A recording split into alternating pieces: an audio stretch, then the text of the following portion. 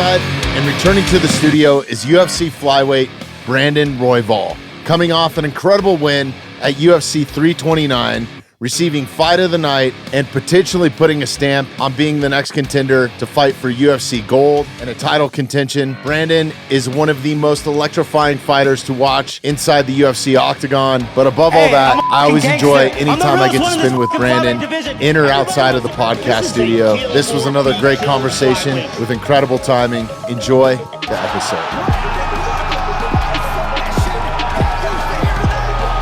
Brandon Royval, cheers, buddy. Off a fucking amazing win. This is a kill or be killed flyweight. This is the first time I've drank a beer in a long time. It's a celebratory. Me too, bro. beer. Yeah. Cheers, man. Corona is like refreshing Oh, it too, tastes man. so good on a hot summer day too, bro. Yeah. I just spilt it all over myself on camera. We'll leave that in. Yeah, well, Let you know it's real. cut that. Yeah. We're You know, real I'm a and real raw person. here. I make mistakes, you know? Yeah. Bro, what a fucking fight. Yeah. UFC 329. Had to come in on crutches. Yeah. Always some crazy ass war with me, bro. I wish I could just get in and out and not get like Fight of the Night and just like performance, but whatever. Yeah. I'll never change. No, I'm just kidding. No, man, it's when you hear Brandon Royval on the card or like some of our mutual friends, there's just, you're going to see fireworks, man. Like, Oh, absolutely. you have that status of being a highlight, like a Justin Gaethje or one of those superstars. You are a superstar, dude. Like, Well, I appreciate yeah. you, bro. Dude, I have fun doing it, bro. I'm not gonna lie. There's a lot of times I'm just like so like whatever in the moment, but I've never had so much fun in a fight. I was like enjoying myself thoroughly, you know. So I had a great time, and you know, even in the moments where things weren't looking so good, I felt great about it. Yeah. Yeah, it was amazing to watch, man. That's how excited I was for you. Hell yeah, And bro. you needed this one so bad, Oh, right? bro, Like, so much, man. so bad for everything. Yeah. Yeah. It meant a lot to me, and like that fight meant everything to me, bro. Like it really did, and I didn't really want the matchup. If I'm being completely honest, I hate going, especially getting dropped. My last fight is like, dude, fucking going back to back punching like power punchers and knockout artists in a row is like something I didn't want to do, and I thought it was a bad idea. And I tried to tell the UFC, I'm like, bro, I got a wrestler. Like, give me a wrestler, you know? They're like, no, it's the fight we're going to make. I'm like, all right, well, fuck you guys then. We'll see what happens, you know?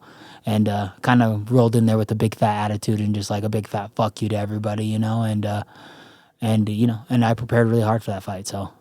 Well, it showed, man. Hell yeah. When did you hurt your foot? Because I saw like kind of after, I guess what's the injury right now? I broke my foot. I think it was like my foot, like maybe like ankle more than anything. Okay. Like broke my ankle, and I had to get surgery on it.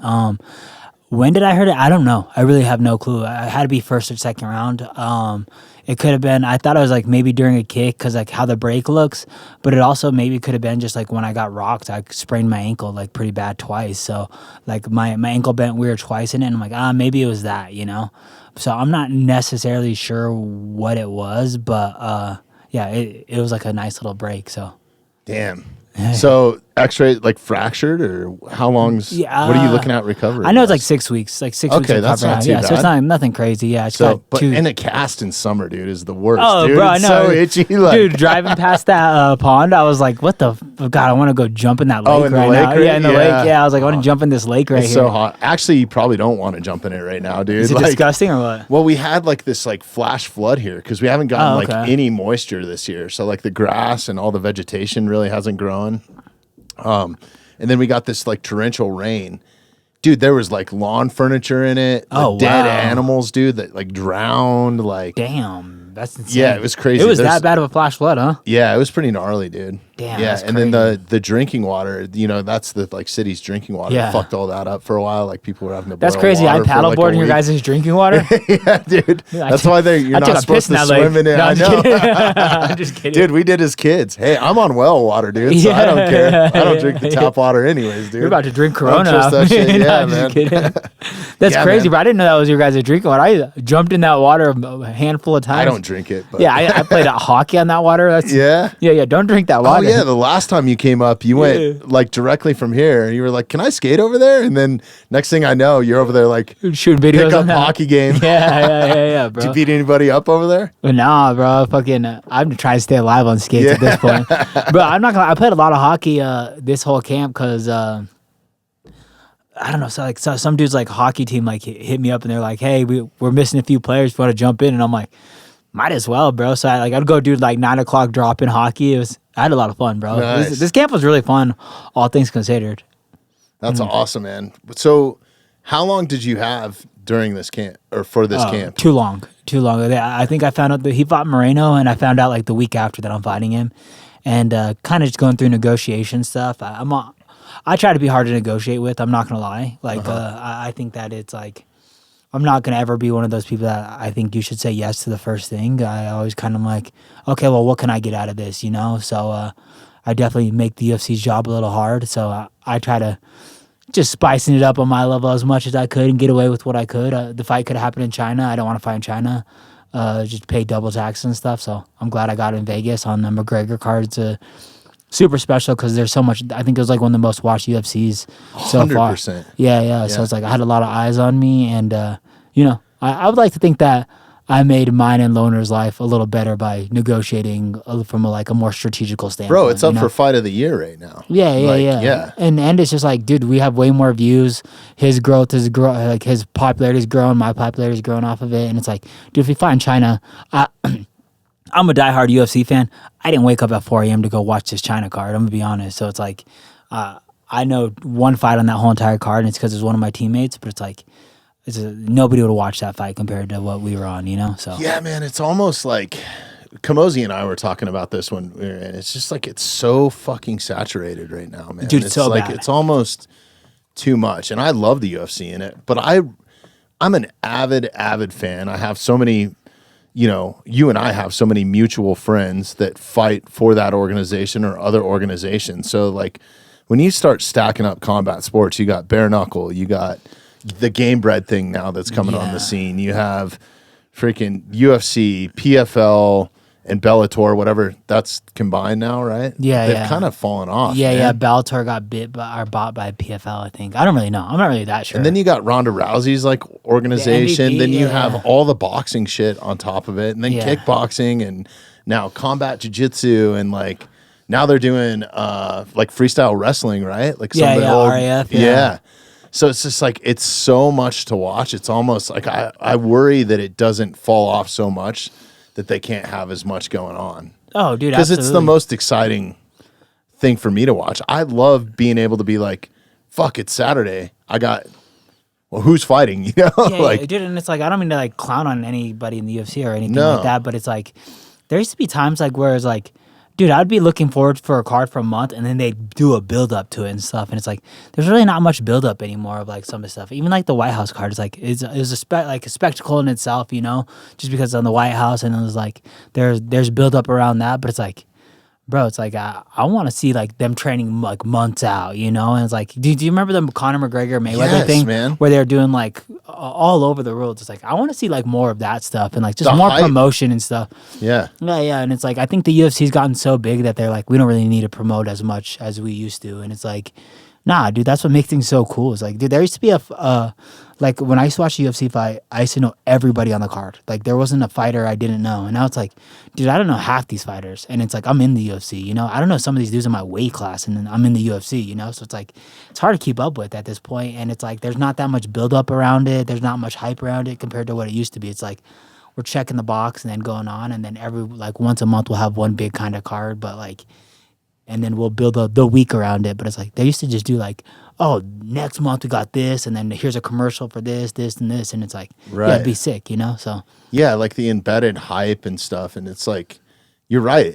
That happens on a Monday. Yeah. The official or the ceremonial weigh-ins are like on a Wednesday or whatever, or Thursday, right, or Friday, whatever it is. Like, so there's not as much like, you don't have to wait as long either. There's a thing about like the build that absence, right? It makes you really want to be involved. If you can get that every Saturday. We need a little foreplay, I think it's just society too, man. Like we're we're in that like TikTok age or the Instagram age with like the short clips and that, and we've had a ton of success here at the Mountainside. So I'm a hypocrite of it. I mean, we still make those, right? Like, but honestly, I kind of remodeled the podcast, and I've talked about this ad nauseum. I've started making less short content to drive it back to the long form, dude. Because I think there's so much meat and there's so much wisdom that I've learned sitting in here. And I know people don't have 2 or 3 hours to listen to everybody's podcast, just like they don't have 7 hours dedicated to the UFC every Saturday, right? Yeah. So how could you keep up with it all? But it's just, man, it's just so constant. I get so frustrated as a father. Yeah, I'm sure. You know, especially with like teenage kids, because they all want to watch different stuff. They all have the ability to, whether it's on their iPad or their own TVs and shit now. It's like, it's crazy, man. You don't do anything as a family. Like, I have to force them as a family, like, hey, collectively, we have to decide that we're going to sit down and have a movie night and watch this one particular, and it better be a blockbuster film. Like, like the last one we watched was the Michael Jackson. Was that a good one? Dude, it was pretty good. Have you seen it? Yeah. It's all right. I think, isn't it Michael Jackson's nephew or something that played Michael in the film? I don't know. He was convincing though. Yeah. And sometimes I was watching, I was like, this is Michael Jackson. Yeah, no, it's pretty wild, man. I thought it was good. I wanted it to keep going. They should have made it like a 4-hour film of up to his death, I think. But, yeah. Watch him turn into some crazy ass dude.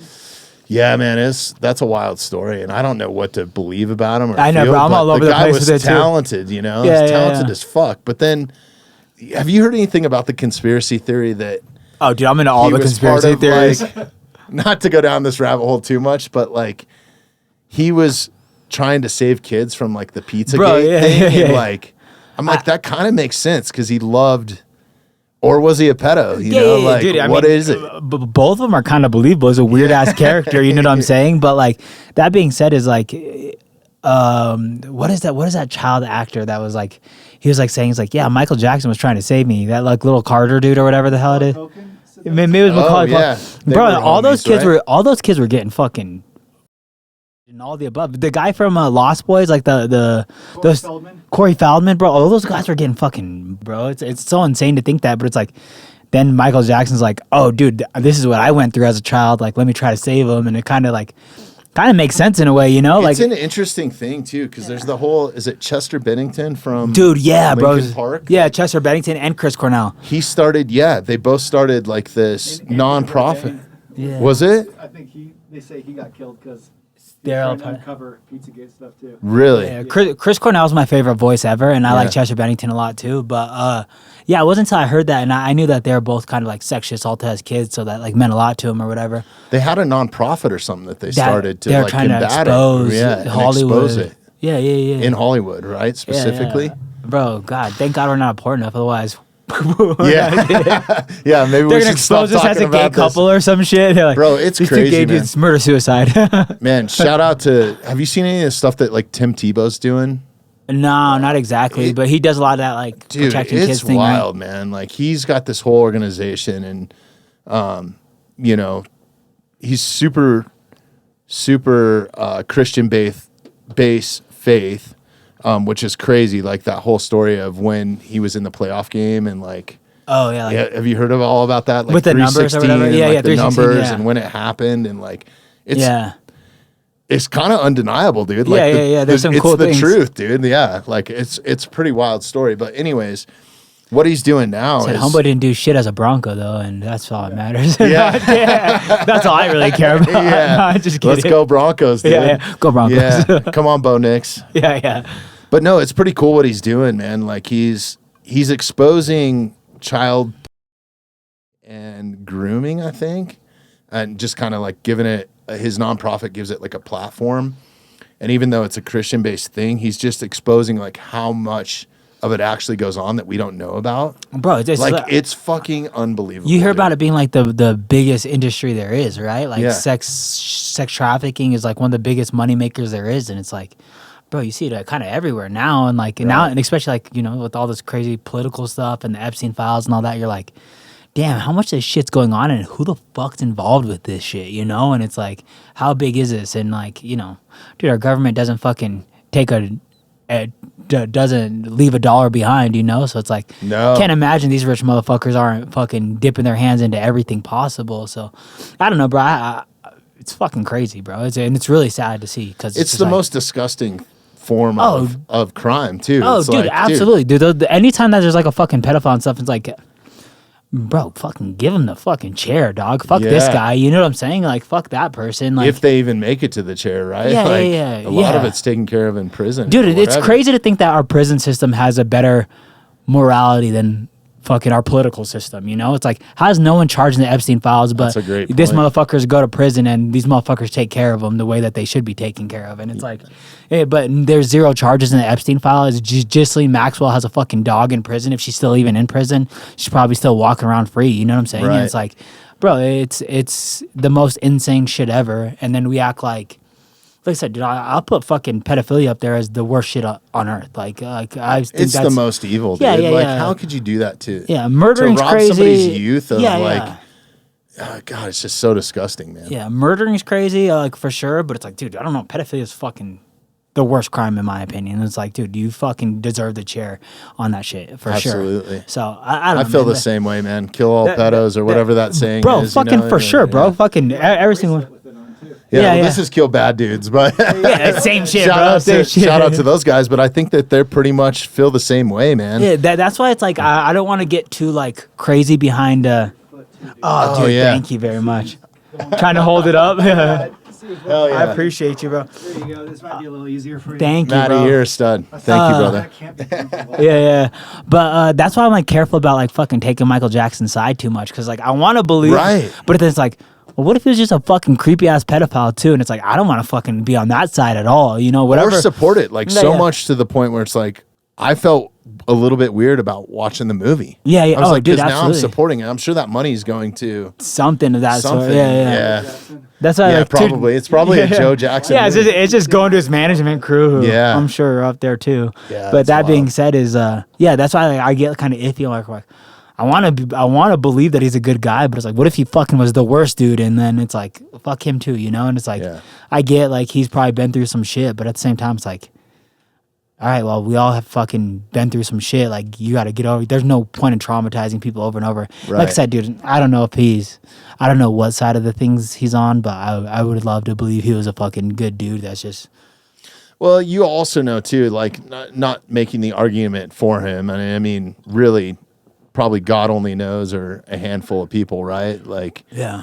what happened there, or what happened at Neverland Ranch, or whatever, right? If it did happen, it's absolutely disgusting, and he should be wiped off.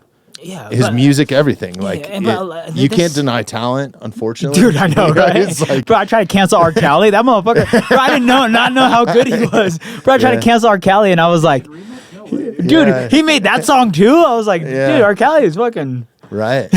He did that and that.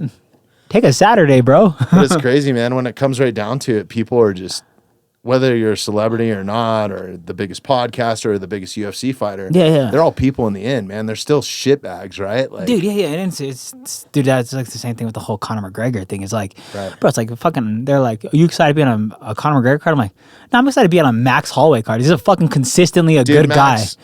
It's like, imagine being the king of Hawaii and being a consistently good guy. There's no bad stories about him. He's been nothing but a gentleman, does nothing but rise up the community. Great fucking father, great husband, or whatever he is. And it's like, that's the guy I want to be like. A Max Holloway, dude, I look up to him every single aspect of the game.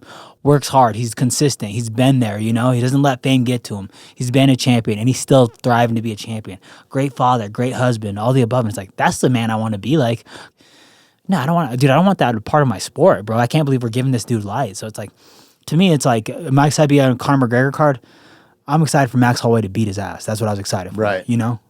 and not only that, the restraint that Max Holloway showed, Oh, he absolutely. could have beat his ass, dude. And Yeah. he was like, hey, he's fucked up. Like, Dude, even in the fucking press conference, like, dude, you could bury this guy. He'd be the easiest guy to go against in a press conference. And it's like, bro, there's so much shit that he's on fucking file doing. And it's like, I get he's famous as shit, but it's like, I don't know, man. There's some weird ass reality. And like you're saying, it's like, you see all these guys and they end up being shit bags. But it's like, whatever part of like fucking fame or whatever it is that like gets to somebody's head that they think they're above somebody or whatever, and they can start doing whatever the fuck they want, and that makes you a horrible person. It's like, I want no part of that. And it's like, obviously I don't even have the chance of being that, but it's like a Max Holloway does have a chance of being that, and it's like he chose to be a good guy every time. And it's you like, got a that's chance great. at that, dude. Like everything that you do in Denver for like the Dream Center and Denver Youth with the school supplies and like hanging out with those kids, working in a was it a youth penitentiary or juvenile system. Dude. Like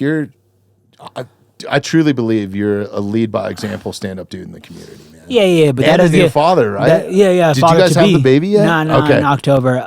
But it's just like when I see all that stuff, it's like I would rather be like a Max Holloway every day of my life. 100%. You know what I'm saying? And it's like money aside, whatever it is, like I don't care about any of that. It's just like, dude, I just want to I want my son to look at me and be like, oh, that was a good guy, you know? Like, that was a good dude, and he did good things, and he made the right choices. 100%. When given the opportunity to make bad choices. And it's like, that's what I care about right now, more than anything, you know? Absolutely, man. Especially when you become a father. Yeah. Like, it's the most important thing, man, is like, how are you going to influence your kids? Because I don't think people truly realize the impact that you do have on youth, or like kids that look up to you, and they look up to their fathers and mothers, right? So like if you're yelling at them all the time, they're probably going to go to school and turn around and yell at somebody, you know what I mean? Yeah, like 100%. And it doesn't even have to be, it doesn't even have to be abusive. Just your temperament and everything that you show them, or like laziness or whatever, right? All that shit just trickles down, man. Oh, absolutely. It's so true, man. So like I'd really have to watch myself. Yeah, dude, I watch myself on a podcast, and it's like I cuss a lot anyways, and like I don't know if I'm ever going to change that. So just to be real, but it's like I was saying something about somebody, and it wasn't even necessarily bad, but I just used way too much bad words and all that, and I was like, dang, I would hate for my son to see that side of me, of like me saying something, I look like I bashed somebody who didn't necessarily deserve it, and I just used way too many bad words in that, and I was like, it immediately was like, I need to be mindful of how I approach saying things to certain things, Absolutely. Like, even if it wasn't like disrespectful, I don't want to be disrespectful to somebody who's shown nothing but respect to me, so. Bro, I still cringe at myself, like, this is 200 and like I've probably done 300 episodes between going on other people's podcasts, the other podcasts that I've had, ones that we haven't released, ones we've taken down. Yeah. This is episode 263 or something like that, I think. Dang, that's crazy. And I still fuck up, dude. Yeah. I just did it right now. I just said fuck, now it's twice, It's but I think there's a level of authenticity that comes with it and realness too. So like even with my 13-year-old, I don't let him just fly off the handle and say a curse word, but if he's beating me at Madden or whatever, dude, I'm gonna talk some shit. You know what I mean? Yeah, like, for sure, bro. I'm trying to teach him how to be a man, dude, a little bit. And I think that's a so part cool. of it, man. Yeah. Like I think it's good to be that lead by example, but we live in this culture now a little bit too, where like the whole toxic masculinity thing and that whole narrative that they tried to spin, and like, guys aren't supposed to be strong. They're not supposed to be UFC fighters. They're not supposed to be in a gym. They're supposed to just be like these kind of docile, roll over people when somebody yells at them, turn the other cheek, like type thing. I feel attacked. Yeah. What happens if you need to protect yourself? Yeah. You know what I mean? That's the thing for me. So it's like, I always want, like with my son specifically, I always ask him, I'm like, what's rule number 1? And he knows it right out of the gate. It's protect your sisters, dude, at all costs. If that means that like you got to step in front of somebody to protect them, you do it, So like, I think it's those sort of values, Yeah, dude. And you put that on him at an early age, and he knows that he's a protector of his family. And if you're not around, he's protecting the house. Protect and provide, dude. It's so funny because it's like, obviously, like I haven't had a kid yet, but it's like I'm trying to like sculpt of how I want to be a father. And it's like, you obviously want your kid to like not have any trauma in their life, but it's like, I want my kid to have a hard life. Like I want him to go through some battles and stuff, and I want him to navigate through it, and I want things to not be easy for him so he can navigate his way around it. And it's like, you don't want him to just have everything kind of come to him and all that stuff. And it's like, and it's like, dude, you want him to it's deal hard with as a parent, especially when you have the success like you do, because you can give him the world, It's like, it's way different than the way that you and I grew up, you know? Like we talked about that pretty heavily on the last time you were in, which was a while ago, dude. So thanks for coming back. Oh, dude, thanks for having me. But yeah, man, it's wild. I worry about that sometimes. And I think they can find it. One of the best places that I think youth can find that and still you're not like taking stuff away from them, is put them in some sort of sport, dude. Oh, like some sort of absolutely. competitive sport. Jiu-jitsu's fucking amazing, dude. Like, you know, for the self-defense things, boys and girls specifically, I think is huge. All my kids spent time in a jiu-jitsu gym, even though they might not be doing it now. Both my daughters do ballet competitively, and my son has played football and basketball, and now it's golf. And it's like having those frustrating moments. And like he had one yesterday where he just had a shit time on the golf course. Yeah.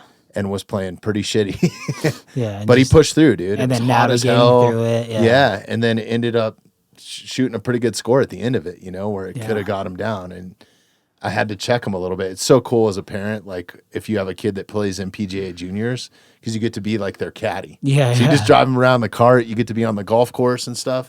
But I think those like Check in with life them lessons constantly. when everybody's watching you, you have your peers that are watching you, and that uncomfortability of kind of being in the spotlight, even if it's high school football or something. That's just Yeah. intimidating to walk out to Oh, dude, a absolutely. stadium of people. I always right? think that too. I remember being in my high school and watching like the guys shoot a free throw, and then we were fucking menaces to society. So I would be the guy like flipping him shit, off. yeah. And I'm like, that has to be one of the harder things to do in sports. Right. Honestly, is just make a free throw with all the pressure on you and all this stuff. But it's like also like what a privilege, you know, like what a privilege to be in that position to where everybody's doubting you and everybody wants you to fucking lose, and Yeah. you're right in front of their face and just sink one in. Like, how cool would that moment Or be? to be on a losing team. Yeah, yeah, Like yeah. when you're on a losing streak with your career, Yeah. that can't feel good, right? Like you're No, not, not at like, all. no matter what level you've been, how many times it's happened, like it's never good. Like I feel the pain and I'm just a homie of yours. You know Yeah, what I yeah, mean? yeah. I'm like, fuck, man. Yeah, yeah. You know? It's just like, what am I gonna do next? Yada yada yada. Yeah, Yeah. yeah. It's so crazy to like, and it's just like, this is like one thing that's true too. Is like I won this fight, and everybody's like, we want to see Royval for a belt, and it's like, dude, it's so funny how short everybody's memories are. Is like some Right. people are telling me to retire after my last fight, and then now people are like, oh, you need to fight for a belt, and it's like. It just reminds me over and over again. Is like I don't put stock into what people say at all. It's like, you know, I love the love I get. The hate I get is whatever, you know, it sucks, but it's like, it is what it is. It comes with the territory that I decided to do. But I'll never justify myself off what people say anymore, like ever again. Is like, I'll never be as good as they say. I'll never be as bad as they say. So I don't care what they say. It's like, nobody believed that I was going to be in the UFC, and here I am, you know? And it's like, if I listened to everybody along the way, then I would be still working at King Supers, you know? So I'm just really happy that, I was able to kind of navigate my way around it. But like, once again, it's like these people are like, "Oh yeah, you deserve a title shot." And it's like, all right, I You get do that. I deserve a appreciate, title I shot, appreciate though. y'all, and I love y'all for that. But it's Yeah. like at the same time, it's like, it wasn't a minute ago before people were saying I was washed up, fucking the fight before, and it's like, you know, it is what it is. But it's like, I'm never gonna put stock in what they say. I'm gonna put stock in what I do. Right. And that's one thing that I think is like, I feel like maybe will be the most important part of me being a father is just like, I don't care what I say. I want him to watch what I do, and I want to do something good at all times, you know? And it's like, I want to do the smart choice at all times. And once again, going back to Max is just like, that's the reason I have so much love and respect for him. It's like, it's a guy that's doing the right thing almost every time you look at him, you know? It's like, Absolutely. And he's like, he's under the lights constantly. He's been champion over and over again. And it's like that's what I want to be, is I want someone to see me doing the right, I want him to see me doing the right thing, working hard, so I don't have to necessarily even just be on his ass about it. I'd be like, you need to work hard. It's like, you see me working hard, dog. This is what we do. This is our family. This is how we work. And this is second nature to you. Like, I don't even want it to be a question, you know? The raw pup. Yeah, exactly. And I got to change that nickname. How do you think you became a father? Yeah. Wrap it up, Royval, Yeah. baby. Wrap it up, Royval. Yeah. Shit, after this last fight, too. Yeah. Damn, dude, that kind of works. Yeah. Wrap it up, Royval. That's what we do, baby. The cast that way. Yeah. Well, you know, and that comes with the territory, dude. Like if I go back and, you know, you look at my career in rock and roll and everything that I've done, like Yeah. touring with rock bands and like the way that that's perceived, you know, Yeah. it's just part of it, dude. Yeah. I think it's sure. cool to be, I think it's awesome to be a cool dad and not Yeah. have like that cookie cutter thing or be the most like perfect example of everything. Cause they can learn from your adversity too. You Oh, know? Like, absolutely. the adversity that I've faced in my career, just, you know, the highs and lows of money coming in and not coming in and stuff like that. Like, you probably experienced that as a fighter. It's very similar in like live entertainment. Like, there's been times where it's like, shit, we got to move. Yeah. Right? You all got to share a bedroom right now. Yeah, my corner is like, dude, we could wait and like we'll see what happens with Joshua Van or who wins that title shot. And I'm like, I don't want to wait for anything, bro. I want to make things happen. I want to fight before the end of the year. I called out somebody and I want to fight him before the end of the year and make that happen. I don't like waiting for anything because you're right, dude. It's like, what if I get injured again, or what if some crap happens and it's like, dude, as long as you're not rushing it too fast. Yeah, absolutely. I mean? Like, I just want to navigate things properly, you know? Absolutely, man. And it keeps you in that light. You enjoy doing it. And it's like, I totally get that method because the time is now, dude. Nobody's gifted tomorrow, right? Or you don't know. Yeah, exactly. Right? Like, anything could happen. Yeah. And, you know, knock on wood, God forbid, and, you know, anything were to happen. But yeah, dude, the iron is fucking hot for you right now, too. I love it. And that's not why I invited you back on either. It was just like, you've been on my short list anyways. I would have you on win or lose. Yeah. But, man, what does it feel like coming off of a win like that? Is it? If you're not checking out the Mountainside Podcast on YouTube, you absolutely should be. If you like the content that we create here and you want to help support the podcast, please take a moment, subscribe to us on YouTube, and hit that notification bell. Are you jaded to it a little bit now? No, I try not to be, especially like after coming off 2 losses, which is like never really happened in my career. It's like, I try to respect a win as much as I can. It's like, dude, winning in the UFC is so hard. Winning in anything's hard. Winning in an MMA fight in local promotions is hard. Winning in the UFC is so hard. And it's like, I do not try to take it for granted. It's like, and especially the guy I fought was so good, and he's going to be a champion, and he's going to be great, you know? And I hear all these, like, they have the UFC put out a video of John Jones giving him daps up and being like, this guy's a world champion. And then Ilya Topuria giving him a dap up world champion.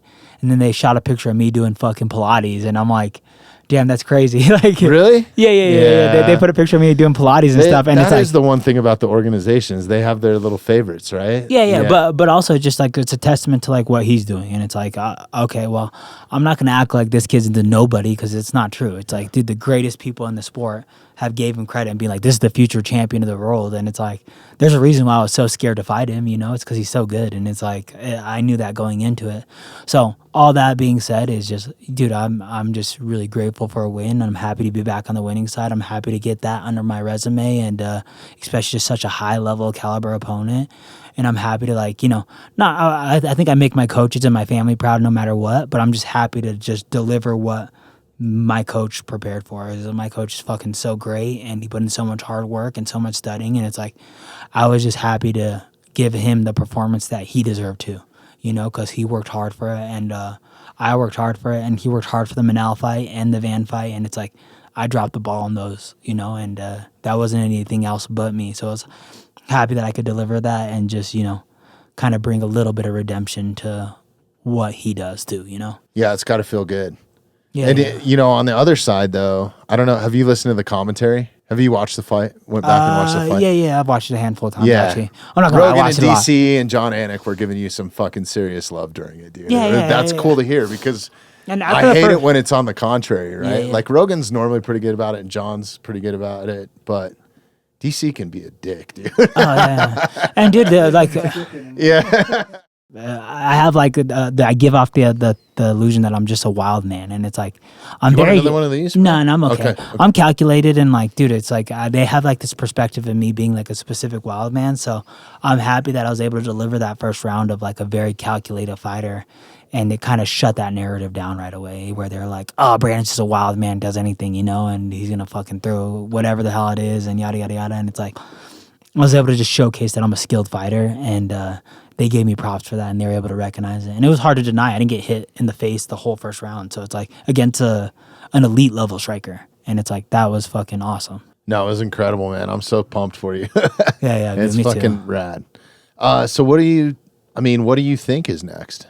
I want to fight Asu Almabayev still. Like, I think that's the next matchup. He's on a winning streak, and he's top 5, and I think that's the only guy in the top 5 I haven't fought. And it's like, I know I had to fight behind me to go back up, so it's like, I'll fight another dude from behind me and hopefully get this W, and then I'm back into title contention, and we'll see who has the belt by that time, but I'm ready to fight. Yeah.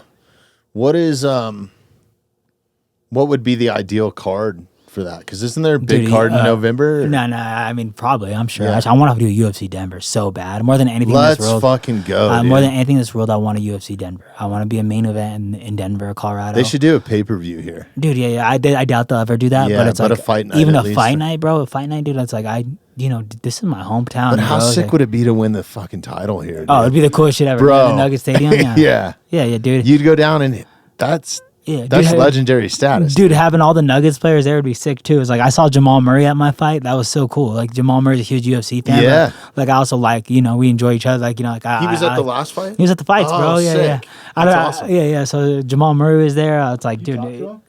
I texted him afterwards, and I was just like, "Dude, I wish I said hi. I wish I said hi." But when you walk in, I'm head down. I don't care about the crowd. I look Right. down, and I walked out of cage, and I don't notice anything around me. So Jamal Murray could have been right. I think he was right at the walkout, and I missed him. Yeah. So, but that being said, it's like it'd just be so cool to have some of the Denver legends there, anyways. And then I've always just wanted to fight in Denver. Again, it's been a long time, and it's like. A main event would be the coolest. It's a dream come true. Yeah.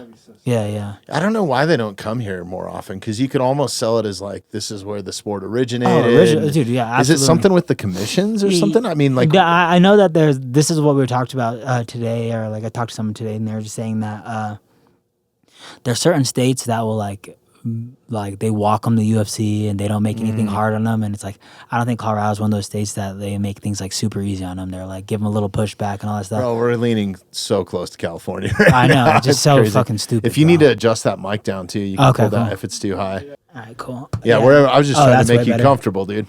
Yeah, I mean, bare knuckles here all the fucking time. Dude, dude. yeah, it makes zero sense. Oh, The gambling thing is weird here. yeah, you can't even buy flavored nicotine there now, right? No. In Denver, Dude. you can't. No. What the If I fuck? turn this way, I get good Zens. I turn that way, I get great Zens. I have to go to Inglewood. That's so bro. crazy. That's so weird, bro. Yeah, I didn't know they did that. Dude, they were trying to ban recently, like, we don't get too involved with politics here, but I have Yeah. on, like, the wildlife policy. So they were trying to ban, like, trapping of animals, like fur trappers and stuff. Yeah, And yeah. there's, like, a whole little, like, industry, but they were also trying to ban, it was much more sinister than that. You weren't going to be able to use a mouse trap in your house. Fuck To like that. take out a rodent, like it had to be a certain type of like you couldn't use poisons, you couldn't use like Riding horses. it has to Yeah, be like yeah, a yeah. live trap, and good luck catching them in that. And then you Yeah, had to yeah. like repopulate. I don't know what the fuck they were thinking, dude. So like all these Why would they restaurants and even say stuff, that? Yeah. So now you have this health issue, right? That would Yeah, be yeah. happening in restaurants and everywhere else. They all use Mouse death traps. traps, Yeah. basically, right? Which is the most effective thing. And but then they were also in that they were trying to ban the sale, and they're still trying to do it, of fur and leather, and like so you couldn't buy. I don't know if leather was The included. pro-black plague. I think it was fur. It was fur, but people don't realize like no more cowboy hats would be sold in Denver. Yeah, a bunch Right? of shit. Yeah, because that's all beaver pelts, so that's considered like a fur. Then you have the whole purse industry, exotic cowboy boots. Like there's a huge Western culture here. Oh right? yeah, for sure, bro. Yeah, Yeah. it's kind of I mean, cowboyish around here too. Yeah, It's like and then that would eliminate the whole stockyards thing that has Yeah, been like yeah. a 100-year tradition here in Denver. Yeah. which kind of helped build the city. There'd be no more taxidermy. You couldn't do any more. The fly fishing industry would get demolished, dude, because they use a bunch of the the hair fur to for that. make Yeah, like the yeah. artificial flies. So it's just stupid. like just wrecking thousands of jobs, and then not only that, like small businesses, that thrive on yeah. the sale of that stuff. Of any of that Yeah. stuff. Yeah, dude, how weird. Yeah, I don't even know. I never even heard any of that stuff. Yeah. Like, what a weird fucking thing to It's be so all wild. against. Yeah. Yeah. And it's like I just don't think maybe people just don't understand the consequences of like what they're like, oh yeah, let's save the beavers, but it's like, Yeah. dude, fuck the rodents, dude. I'm afraid of mice more than anything in this world. So Right. Well, I think the biggest thing with it is like populations need to be managed. yeah, for And sure. the state has, I think it's like 700 species of animals. Maybe I'm getting that wrong, or 626 species. You might have to look that up.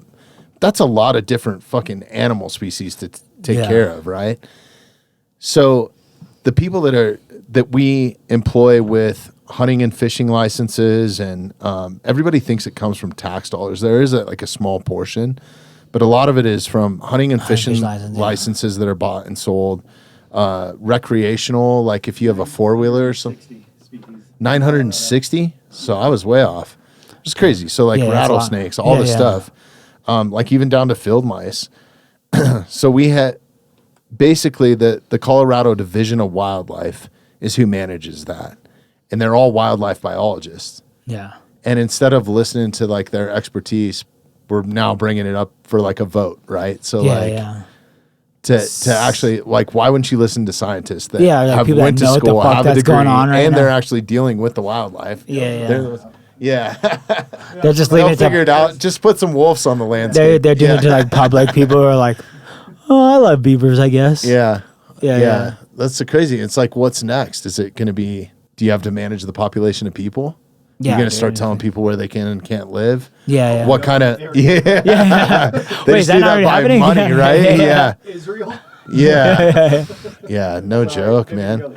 No, but it is. It really is. And then, like you get into like even more tinfoil hat. Yeah. And I don't even want to talk about the pandemic because it kills the viewership here. Oh, really? Yeah. YouTube will just like...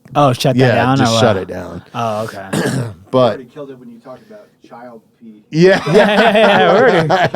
We're already going down. That's a big no-no. Is it pedophilia? It's called If you CP, you can't say child and the P word after.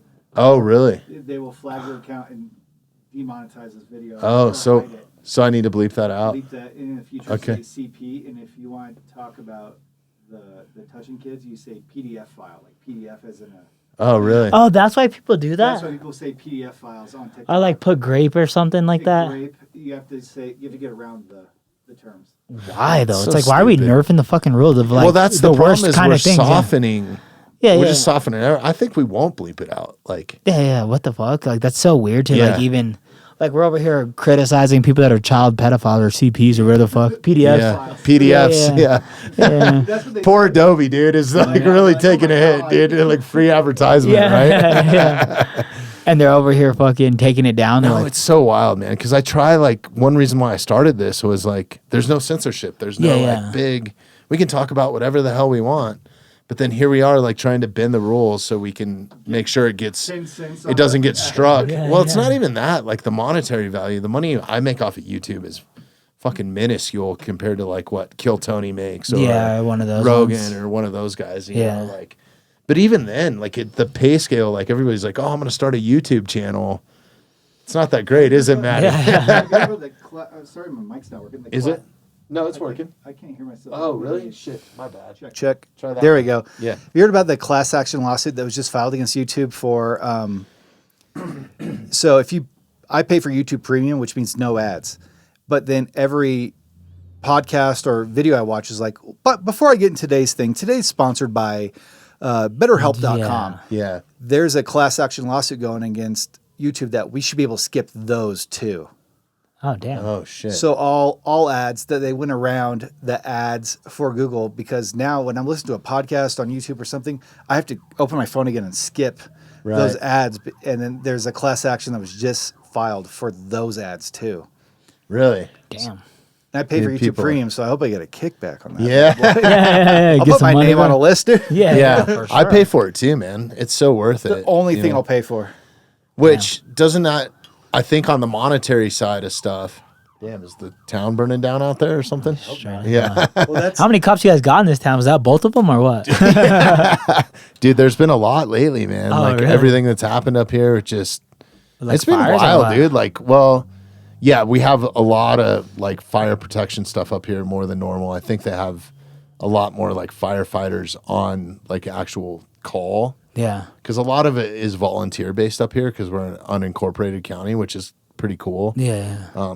how's that work? Is it just old guys going out and fighting retired It guys? kind of Yeah, is, dude. but no, they have full-time people now, but I think they've just upped the staffing on the full-time people over the summer and with Yeah. the fire and the drought stuff. But we've had a much larger sheriff's presence up here because we had the shooting at the high school. Like Yeah, recently, we're or totally. This episode's getting shut down. Dude. We're Dude, talking this is about recent, school or- shootings. You can't So- have a good conspiracy episode without Raw Dog on the Wait, pod, was dude. this recently or is this like years back? Dude, this was Year. last year. What the fuck? beginning of the year. Yeah. So it was the day, bro. Jesus. I was actually. Bro, I don't want to send my kid to I'll public tell you school. some of this off of mic, but I was actually. I was flying to Las Vegas the day that it happened, and I had some meetings with the UFC for some production work, doing some live production stuff Yeah. for them. And so I was flying to Vegas for that, and I got off the plane. It was September and- 10th last year. Yep. Jeez, bro, that's the beginning of school, huh? Yeah, right at the beginning of school. And so yeah, they had a school shooting, but it was exactly like an hour or something after the Charlie Kirk assassination. So that blew over. Yeah, I it remember took that. all the kind of the Yes. hype, which was honestly It's like, damn, they had a better shooting. Yeah, not yeah. that Charlie Kirk dying was a blessing, and I don't want this to come off the wrong way, but It shot that up. being in the media kept CNN and everybody from descending on Evergreen, right? No Yeah, one yeah, died, absolutely. thankfully, though, right? 2 were critically So injured. the killer shot himself, yeah, and luckily there Just was another no kid? deaths, but some of the 16-year-old. kids are messed up, man. Oh, absolutely, And bro. then just the trauma that it does in town, like the scar it leaves for me, because I'm 11th generation here, Yeah. and like my family built like the first school in town. Damn. Before like schools were like mandated, I think, Yeah. and like little house on the prairie type shit. Yeah. And then everybody in my family, man, is like, I have family members that have never seen the ocean, bro. Yeah, Like they yeah. just grew up in Colorado and they Dude, just that's like mine don't too. care to. They're Yeah, like, yeah. This is the biggest thing. yeah, they're like, why would I go? Why would I go to California? I'm Evergreen like, Lake's right there. 2 days ago, You need some water? or yesterday was the 15th of the Aurora Theater. Was it? Yeah, Crazy. and I had a ticket for that movie. Dude, that's right. And I fell forgot asleep in about my that. basement and didn't go with my friends, and they switched theaters because there was like 5 kids in one theater, and 3 of us had tickets to the theater that got the shooting. Yeah. And I fell asleep, so the 2 just snuck into the other theater and weren't in the theater Dude, that you was the done shooting. saved everybody almost. And I still have the ticket stub unripped from that theater Wow, dude, in my that's little so box at insane. home. And I woke up because I can't do midnight movie. movies, dude. I'll fall asleep. Me too, bro. I do that all the time. I was like, yeah, I'll go, guys. And then I just fell asleep. No one heard from me. They're like, whatever, Maddie's asleep. They know me. Wow. I fall asleep. I went to film school. I fell asleep in class at 6 o'clock when we had to watch movies every night. That's Dude, insane. I had to watch them the day before. What I a went to crazy school. omen, huh? Yeah, that's wild, man. Well, I mean, with my daughter, man, it was divine, dude, because I was like kind of forcing her to go to Evergreen High School because she dances professionally. So she has like rehearsals in the morning. So she Yeah. can't have like a normal like school. So she either has to do online. And I talked to the principal over there because I just wanted her to have like an actual graduation, like be able to walk and not graduate from this online school because you don't get shit. You don't get the gown and the hat and like All that. I'm sure you get a diploma, I hope. Yeah. Should probably look into that. Yeah. I should figure this out. Yeah. But nobody's Bobby with crayons on a piece of paper. Good job. But that is like the one downside if your kids do any sort of like online school or homeschool, right? Yeah. Like, and it wasn't really like socially, but it was kind of socially. Like, she's such a little adult because she's basically a professional ballerina. Yeah. So she's just around people that are much older than her. So she's like, even though she's 15, Yeah. you can have like an adult conversation with her, and she's not Yeah. into like stuff that 15-year-olds are into. So anyways, I wanted her to get back around that, and she's an amazing artist. So what we had worked out is that she could do her partial online for all of her core stuff, and then she could go take some art classes there. And so she was taking a couple art classes, and she like I think it was like 2 or 3 days before the shooting, convictingly crying, didn't want to go. Yeah. She just didn't want to go.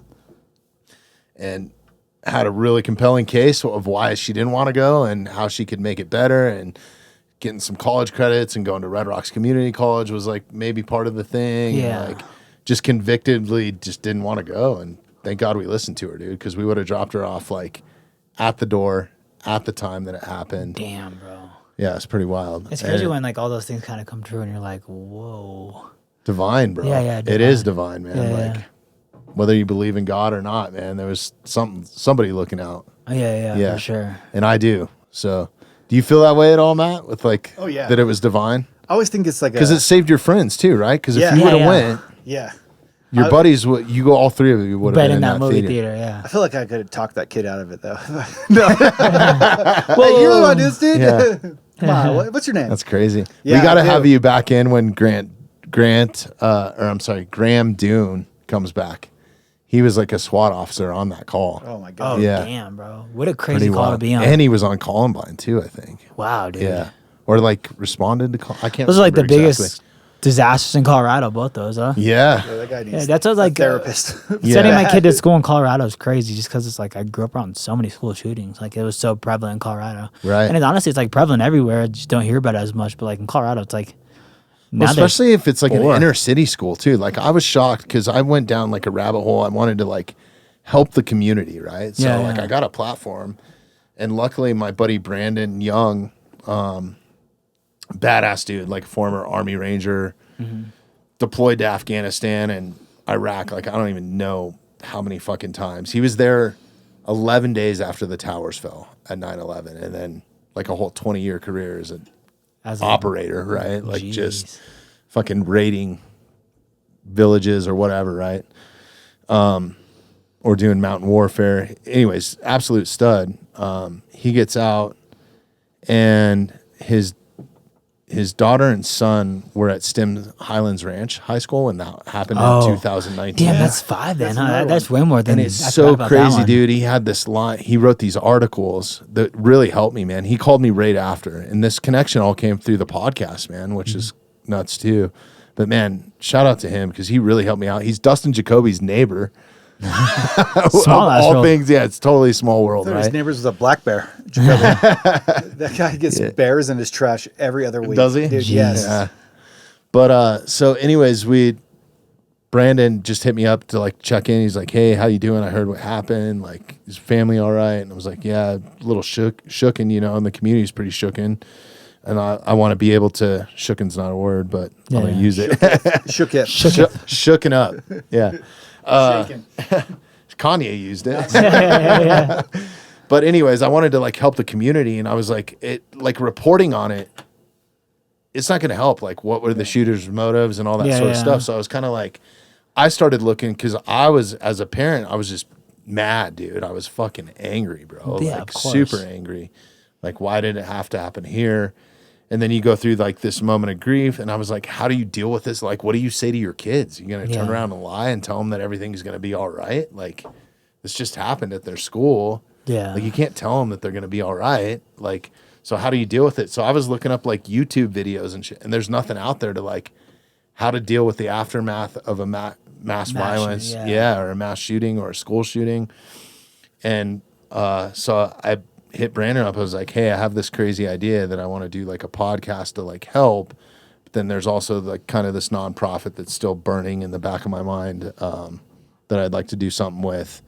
I don't know if it would be a nonprofit, but anyways, just to help people in the aftermath. So Brandon, and he brought his daughter Ellie up, who was actually in a classroom where stand. people got shot. Jeez. And we released it 7 days after the shooting at the exact time of the shooting, just to help people like cope. And it was just them explaining like everything that they went through, you know, their life experience, how it's changed Ellie to this day. Like, she graduated from CU with,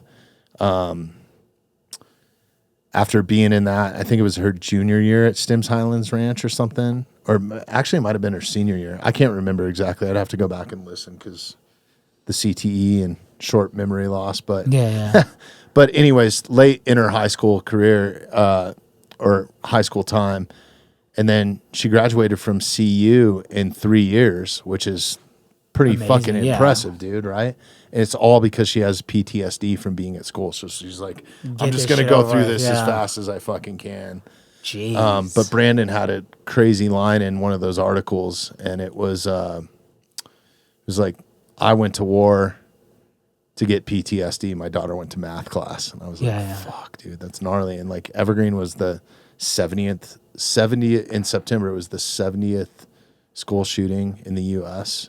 That's so at that insane. time. Yeah, yeah. Isn't that But I crazy to didn't think about remember that? hearing about any like that stood out. Yeah, yeah. you know, Well, but they it's kind so of get prevalent. blown underwater now because how often it happens. Like, you know Yeah. what I'm saying? And it's like the first few were popular, and now it's like not that even crazy to think that some kids go to school and get shot by some random ass person, you know, or a schoolmate or a classmate. Is like, why is that not just the biggest deal? You know what I'm saying? Like, it seems like such a huge issue, or even like in a sense of like, you know, I grew up in a time where like I was practicing school shooting drills. Like, you know what I'm saying? Like that was like a thing that we'd practice at school. And it's like, oh, if a school shooting happens and we lock the door and we turn off the lights and we, you know, we do the little kid thing where it's like, oh, we're playing hide and go seek. I'm going to put my head in the corner and you can't see me because I can't see out of this corner. It was like the dumbest thing ever. And I'm like, but I remember doing school drills like that. And it's like, even that alone is like kind of scary, you know, of like Our being parents were doing the ones for Russians bombing us. Yeah, Like right. going to the desk, like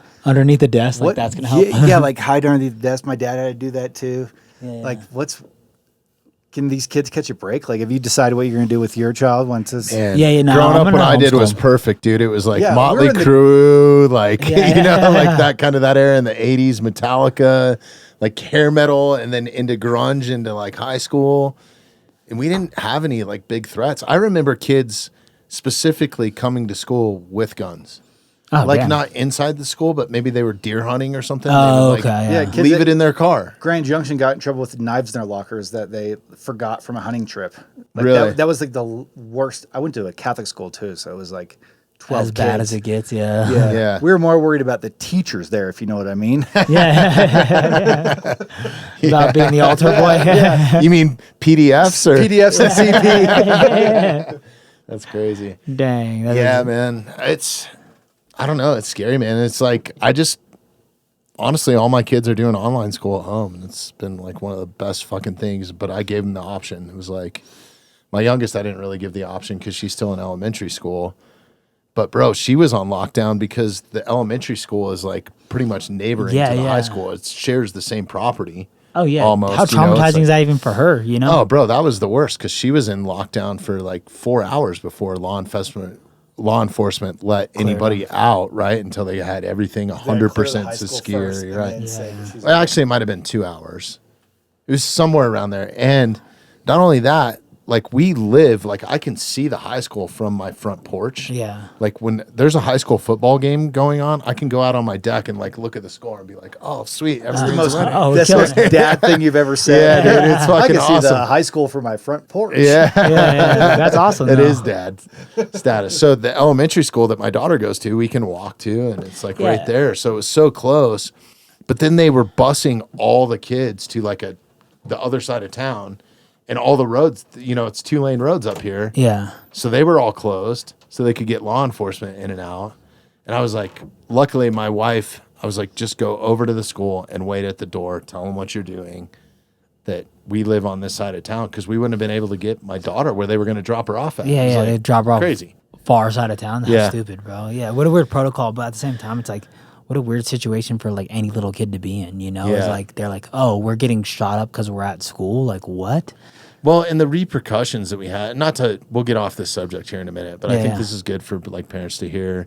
And when Maddie gets back, I'm going to have him look up that episode if you don't mind if we drop that, because Oh, yeah. No. I want to drop that episode number because it was so helpful to me, like sitting in here Yeah. and going through it. And like, unfortunately, it's something that's going to continue to keep happening. Mm-hmm. So like, I think that episode is worth its weight in gold and just knowledge transfer of What are the how to deal with solutions this. for any of that stuff, anyways? Like, what are the possible solutions Man, to any of this craziness? You it's know? crazy because like what they've implemented at the high school,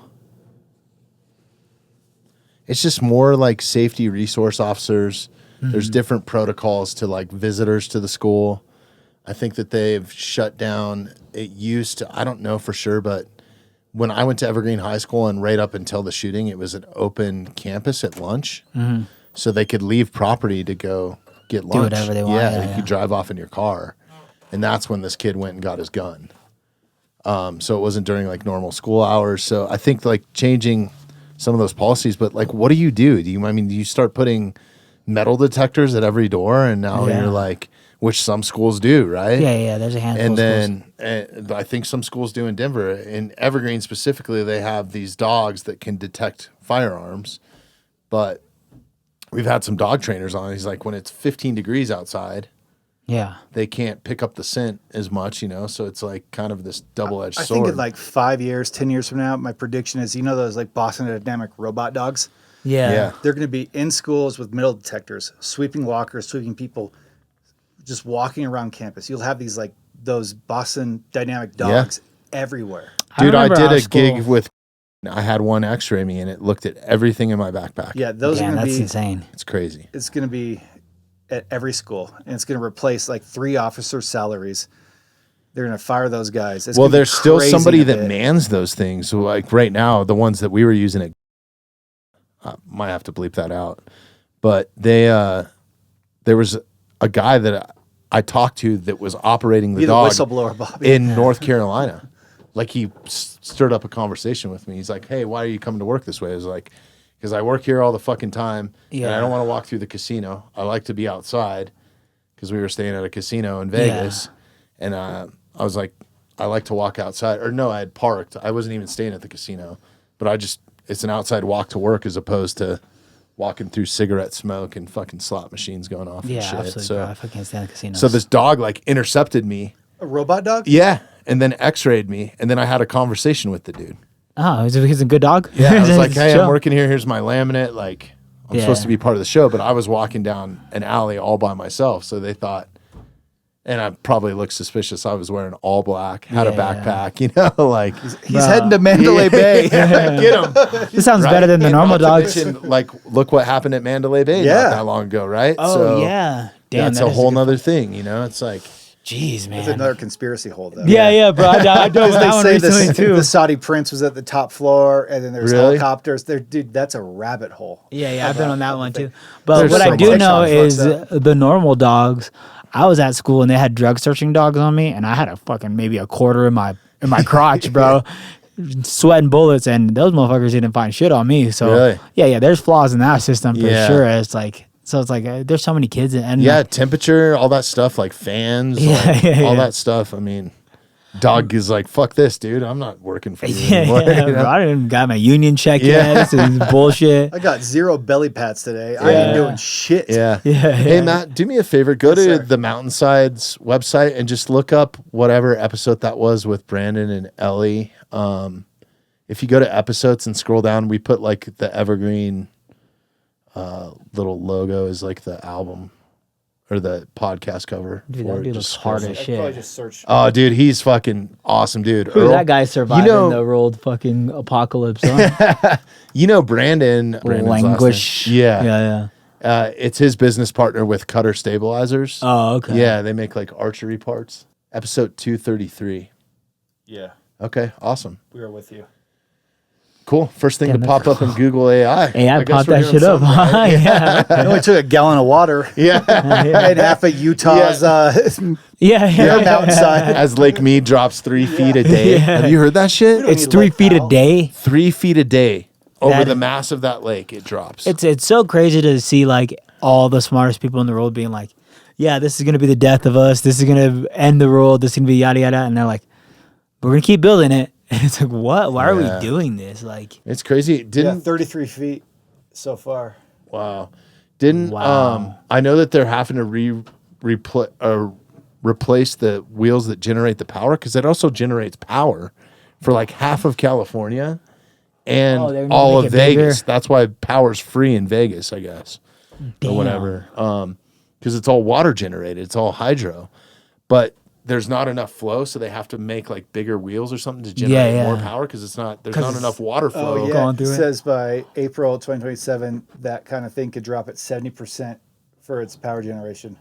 Dude, we're gonna end up in a fucking disaster, huh? Vegas has got like a 10-year lifespan, dude. Dana, if you're listening to this, you might want to move out of Vegas, It's dude. time to leave, huh? Yeah, I don't know, man. It's wild. They're not getting any water from Colorado right Investing into Yeah. beach volleyball, there's your spot. now. Yeah. Yeah, I guess so. Yeah, it's crazy. Like all those barrels that have washed up, like the mob, like putting people in Lake Mead out there, and like Oh, the there's water been a level's bunch of gotten shit so low that they're just that solving they're starting- murders. Yeah, dude, it's pretty nuts. Like Damn, they'll, that's it'll crazy. never get that low. Put a, you know. Yeah.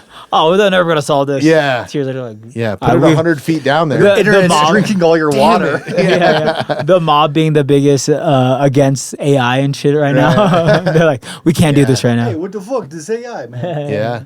It's crazy. the We just fuck had outta here. Dustin Jacoby in not too long ago on the pod. And he was talking about the new meta rankings for the UFC. Mm-hmm. Have you seen any of that stuff? Like, Oh yeah, for sure. They finally what did put me that in like do a, to you? Bro, I mean, I've been confused by the rankings forever because the rankings never make sense to me. I'll get dropped for no reason. But they had me finally in like a place that like makes sense. Like I'm ranked number 3. They had me at 4, and it's like they had number 3 at the guy I beat, which is like, you know, he's a good kid and all, but like that being said, it's like I beat him like a year and a half ago. It's like why am I ranked behind him off of him beating Brandon Moreno, which I also beat? So. Because it's measuring so much more now. Look Dude, at they that put picture. a They crown put, on it, they put an AI picture of Did you you. do that? Caesar, bro. It's about time they recognize me as the godly kind that I am. Is that Look, you got the Zeus? Jesus cape too. This is sick. Bro, why did they do that? I 10 out of appreciate that. 10. 10 out of Smallest 10. thumbnail they could have picked though. Yeah, okay. What is that? Is that I have from no clue what that is. Metas? Oh, that's Metas deal. That's that AI rankings Yeah. of all the fighters. I don't know if you watched any of the X Games this year, but they were judging all the like the pro skaters and like motocross Off of dudes. like AI stuff? AI, like because they could see how much higher they could go or how many. Now how they're much after more rotation. Sal Masakela's job. Yeah, dude. Damn. Doesn't I think so. Does that take away from like, I don't know, other like non-determining factors of like... Takes away from bias. Yeah, I guess that's true too, Yeah. huh? Of just being like... Like the French judge in the Olympics all the time. They have that meme on. The French judge. It's no more. It's the AI judge. Yeah. I guess that's kind of cool. I don't know, then, huh? man. If you could It's just a crazy judge a trick world. by simply of how cool it was and how like all that. Yeah. It's like, I don't know. I think there's like a factor of like homeboy flipped his hair back midair, biting his lip. Like, Right. I don't know, it's like, What if there's they a coolness judge all factor in fights there. with AI? What if now, because they have so many cameras around the whole ring, there's no more judges. It's all ran off AI. How would you feel about that? I don't know, man. I kind of feel like there's been some judges that are on payroll or something. Yeah, for wouldn't sure. it take So a it's like- lot out? Yeah. So I don't know. There's I don't know been if it's some- worth what- my kid not having water, but I do Yeah. appreciate it. Yeah.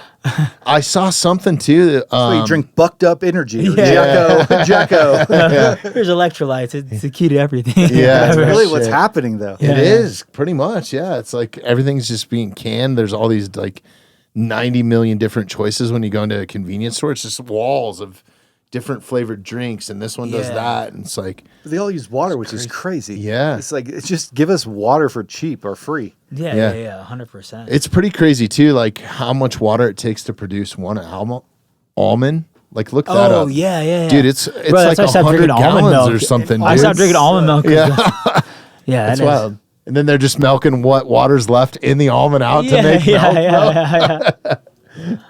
But I should drink almond milk, thinking that was You have like to switch the key. to soy milk. You find out how much shit. Yeah. At this point, I got to deal No, with don't just do being that, lactose dude. intolerant Grow at some this titties. point. Yeah. Well, almond milk is just, after they grow the almond milk is a blender with water and almonds. Is Yeah, it? yeah. That's all it is. Yeah, You yeah, can make it's your just- own almond it's milk just at home. water. It's water blended with almonds. Yeah. Yeah. Well, What, that's- whatever. They use a lot of water. I know So that. still, I mean, for one almond, like it's the Grow a size single smaller almond. than this coin. And then a gallon, you think that's 3 milk gallons at the grocery store of water to grow one almond? Yeah, Damn. that's wild. Trump has got something where they're monetizing water as a commodity in the commodity stocks. Did you see that? Look Can you- that up. What else that? What does that mean? So basically, you can buy stock In water? like you can buy gold. Yes. Bro, homeboys. Yeah. It's like and the old they're trading saying- places where they bid on orange juice.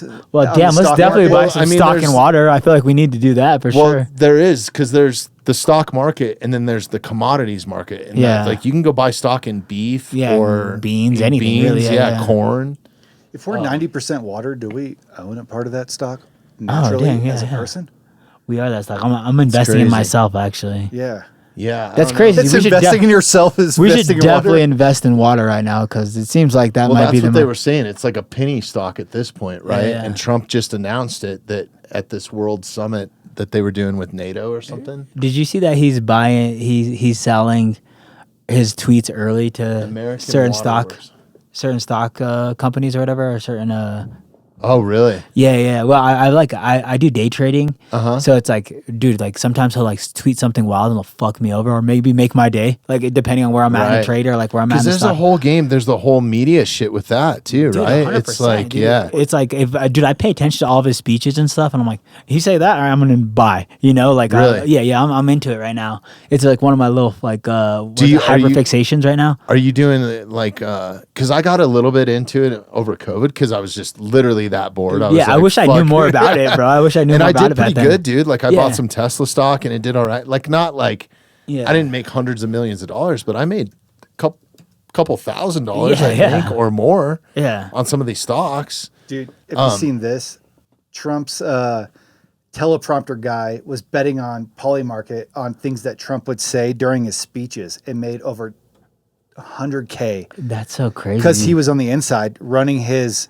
So he knew yeah. everything he was He's going to gonna say say. before. What Yeah. a crook, dude. Yeah. This guy sucks. Bro, did you see how much Kalshi, that's what he's betting on. Kalshi is like Trump would say this phrase Wow. and then bet money on it and made over 100K and he has to pay it all back. Can you Google how much trades Trump's done this year as far as president, like being president? Because he's done like I think like over Dude, like there's thousands some of trades. Like sketchy shit going on with his. He owns a part of the like the company that makes the flock cameras. yeah. Yeah, What is it? What is that?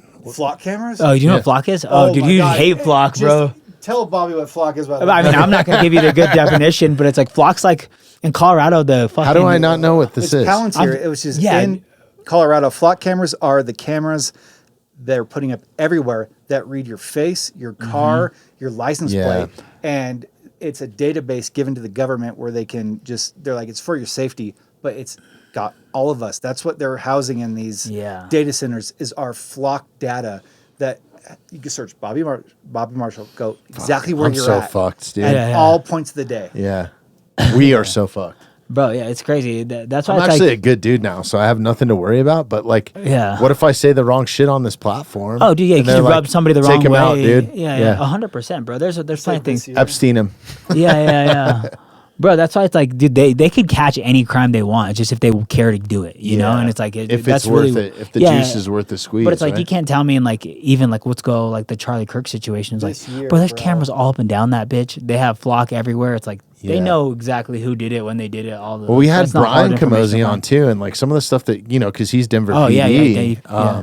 Dude, once we get pulled over, I just ask for give me Brian Camosi. Yeah. Yeah. Let me get Officer Camosi I over need here. Officer Camosi. I want to do a ride along with him so bad. Yeah, that would be because awesome. he's in Larimer right now. Yeah. Oh, he's in Lammer? Oh, okay. Yeah, dude. We got to he's have been in him Larimer back for a on the while. podcast. Damn. Yeah. That's the craziest I knew place he, to be. He's in I think He told some wild District 1 or stories something. just being on here in the podcast. I was like, dude, I hope this doesn't affect your job. But Yeah. I'm he's talking sure. about like Shot Spotter and that whole thing that they have. So I'm sure that that's tied in. Dude, with it's tied in flock. Yeah, it's all tied in with flock. Yeah. So they'd know exactly who the person is before they even get there. Yeah, absolutely. crazy. Yeah, they should have Bro, a there's pretty this- good identity of everything I don't and know where if I they should went. be sharing this, but I know some people that do some things that are secretive in the war fighting space. Yeah. And they have these weather balloons that basically like fit in a backpack, like, and then you just, That's what China sent Blow over 'em up, America during right? Biden's thing where they didn't want to shoot it down. but they can put certain amounts of payloads of either weapons, which I don't think that they're doing now, but they have like this ISR like cameras. So these things fly above where airplanes do, like 50,000, 40,000 feet, and they fly on like the weather patterns or Yeah. some shit. And they're not big, dude. Like they're undetectable because they're so small. Jeez. But they can read like like the lettering on a license plate, basically. And they just Which have is that insane. just Yeah. for no reason? Or No, they can just launch it anywhere. Oh, Like so okay. they could hike up to the top of the mountain and just put it up, and you can privately do this. That's so fucking Yeah, insane. and there's no like. I think you might have to have an FAA license for like a drone. I think that's I think above that too is- FAA. If it's above airspace, then it's like You're good to go. There's But I think no it's one's you have radar. to go through the airspace. So True. I think that's the piloting thing or something is. But once you're above it, dude, and they can fly them all over. Like That's so sad. Dude, I It's get like wild annoyed shit. because motherfuckers be flying drones over my house. I'm like, bro, stop that shit. Yeah. Like, that shit's annoying, you know? It's like, not only is it like just annoying, like the sound or whatever, but it's like, you don't know if what are they're you guys recording recording you? my shit? Yeah. Yeah, I hate that. Like, it's weird that like how easily accessible like my information is sometimes. You know, it's like sometimes I'll have like fans send like cards to my house. And I'm like, how did you get my address? Like, why Really? Yeah. You get like Or they'll fan send it- mail. They'll send it to like my rental properties or like, Really? yeah, bro. They'll send like pictures. And they're like, hey, you got mail here, and I'm like, oh, dude, I don't sign any of that stuff. It's Yeah. creepy, but it's like, So we don't have this address on anything unless maybe one of my guests leaked it, but I doubt yeah. it, It's right? like a code. This address is like an uncrackable code. It When you kind of put it in is, your dude. thing, Yeah, you're Yeah, like, yeah. wait a minute, this doesn't make sense? when I It's typed it address. into map, I was like, what is this right? Yeah. I was like, maybe I got But this wrong. we've had some fans show up here. I've had protesters show up here. What I've been the threatened fuck? here. Like, That's so insane. yeah. Yeah. It's weird because I thought it'd be pretty hard to find, but it's like, dude, people have like went to my like, you know, somebody sent pizza to my parents' house before. You know what I'm saying? And it's Really? like, yeah. It's like, dude, it's That's insane. crazy, Yeah, man. yeah. I wish I had Yeah. that kind of fan. Did they I'd eat it? take pizza with open arms, dude. This fucking cocksucker didn't pay for it. He just ordered pizza to the house. That's what I was pissed about. I was like, oh, damn. dude. So then they had to pay I was for stoked it? because I was like, my niece is gonna be stoked about this. I was Yeah. like, what kind of pizza you got? And then You got to be careful with that shit though too, because Oh, like absolutely. the whole like lacing fentanyl, like putting it on $1 and laying it on the street. Have you seen any of that shit? no, Or bro. rubbing it on people's car doors? Bro, It's the old poop So dollar. little I just kids. did fentanyl recently and it's really not that good, bro. They had me For fentanyl the on leg? my surgery. Yeah. Yeah. They're like, this is fentanyl. I'm like, this is what it's cracked up to be, huh? And I was like, Right. Give me that street shit. Yeah. Yeah. This is too Where's clean. the spoon? This Yeah, stuff is yeah. China. Can you Yeah, guys no, shoot in that's a needle crazy, for me man. or something? Yeah, no, there's like some of the cartels or something where like basically lacing like people's car doors and stuff. So just from like touching it, And they're or, doing like, hits like that almost? or like put $100 bill on the Yeah, ground. what do you think happened to and then, Lindsey like- Graham, dude? Like going pick it Yeah. up. Yeah, bro, straight Yeah. up. What was I gonna say? Oh, did you ever watch the Iceman documentary about that guy that was just killing a bunch of people? And he No. I can't remember what it was. It's in New Jersey, yeah. Yeah, he's in New Jersey. He's like supposedly killed more people than anybody else. He was like a hitman, but or maybe not hit. Maybe he's an They evil made a dude. movie too. Yeah, he was evil as fuck. But he Why'd they call him the Iceman? Because he was iced out or what? nah, he was Okay. just some fucking like he's ice cold, like an ice cold Okay, killer.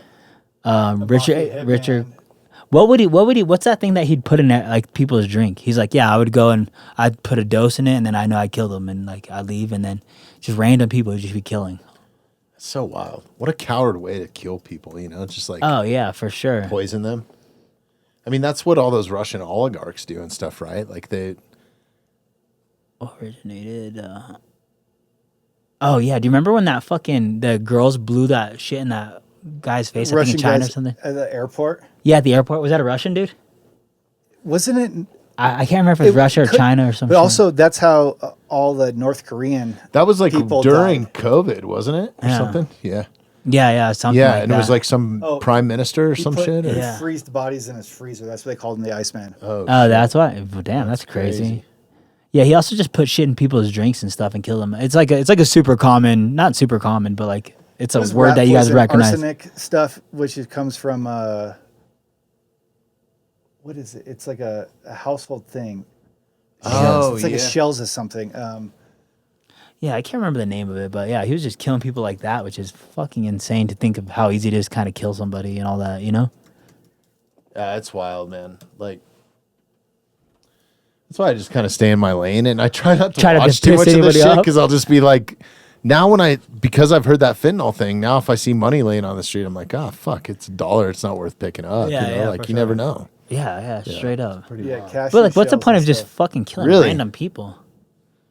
Well, that's how he's killing people?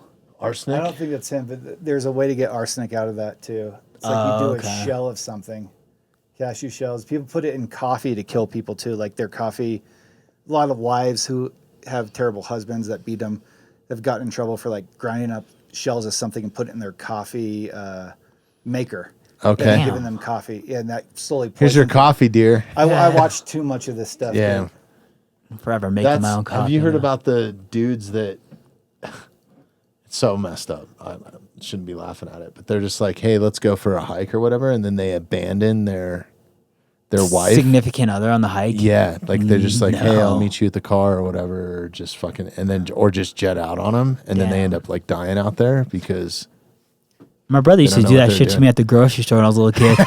Bro, he'd be like in charge of watching me, and he's like, all right, cool. And then he'd go dart around the corner and then run off, and then I'd be lost in the store like, what the fuck? Where do I go? Yeah. Honestly, Those were the good old Probably a days when you murderer. could go to like Yeah. the customer service counter and like come over the line, like whatever your mom's yeah, name yeah, was, yeah, right? yeah, bro, I would do that shit all the time. Debbie yeah. Marshall, please come to the You can customer still do service that to your counter. girlfriend, and she loves it. Trust me. Do it to your girlfriend. that's a good now. call. It's so funny, dude.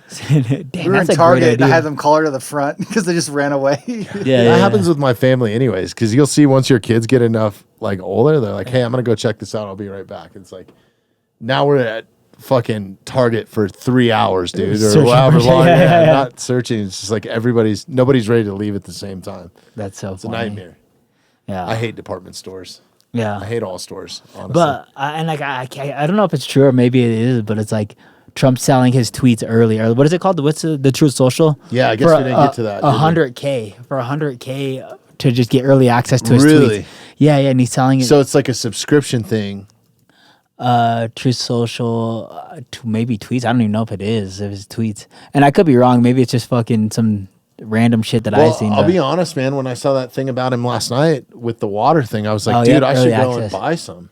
Trust me, it sells That might Mark. have been a rabbit hole. The social kinda plan to went sell with the access to guy- Trump posts makes me want to pee. Oh, is that Fox News? Yeah, he's Dude, just it's selling so crazy. early tweets, which is You know what insane. blows my mind too is like, and not to change the subject or Yeah. interrupt you, but it's so crazy to me that like podcasting has become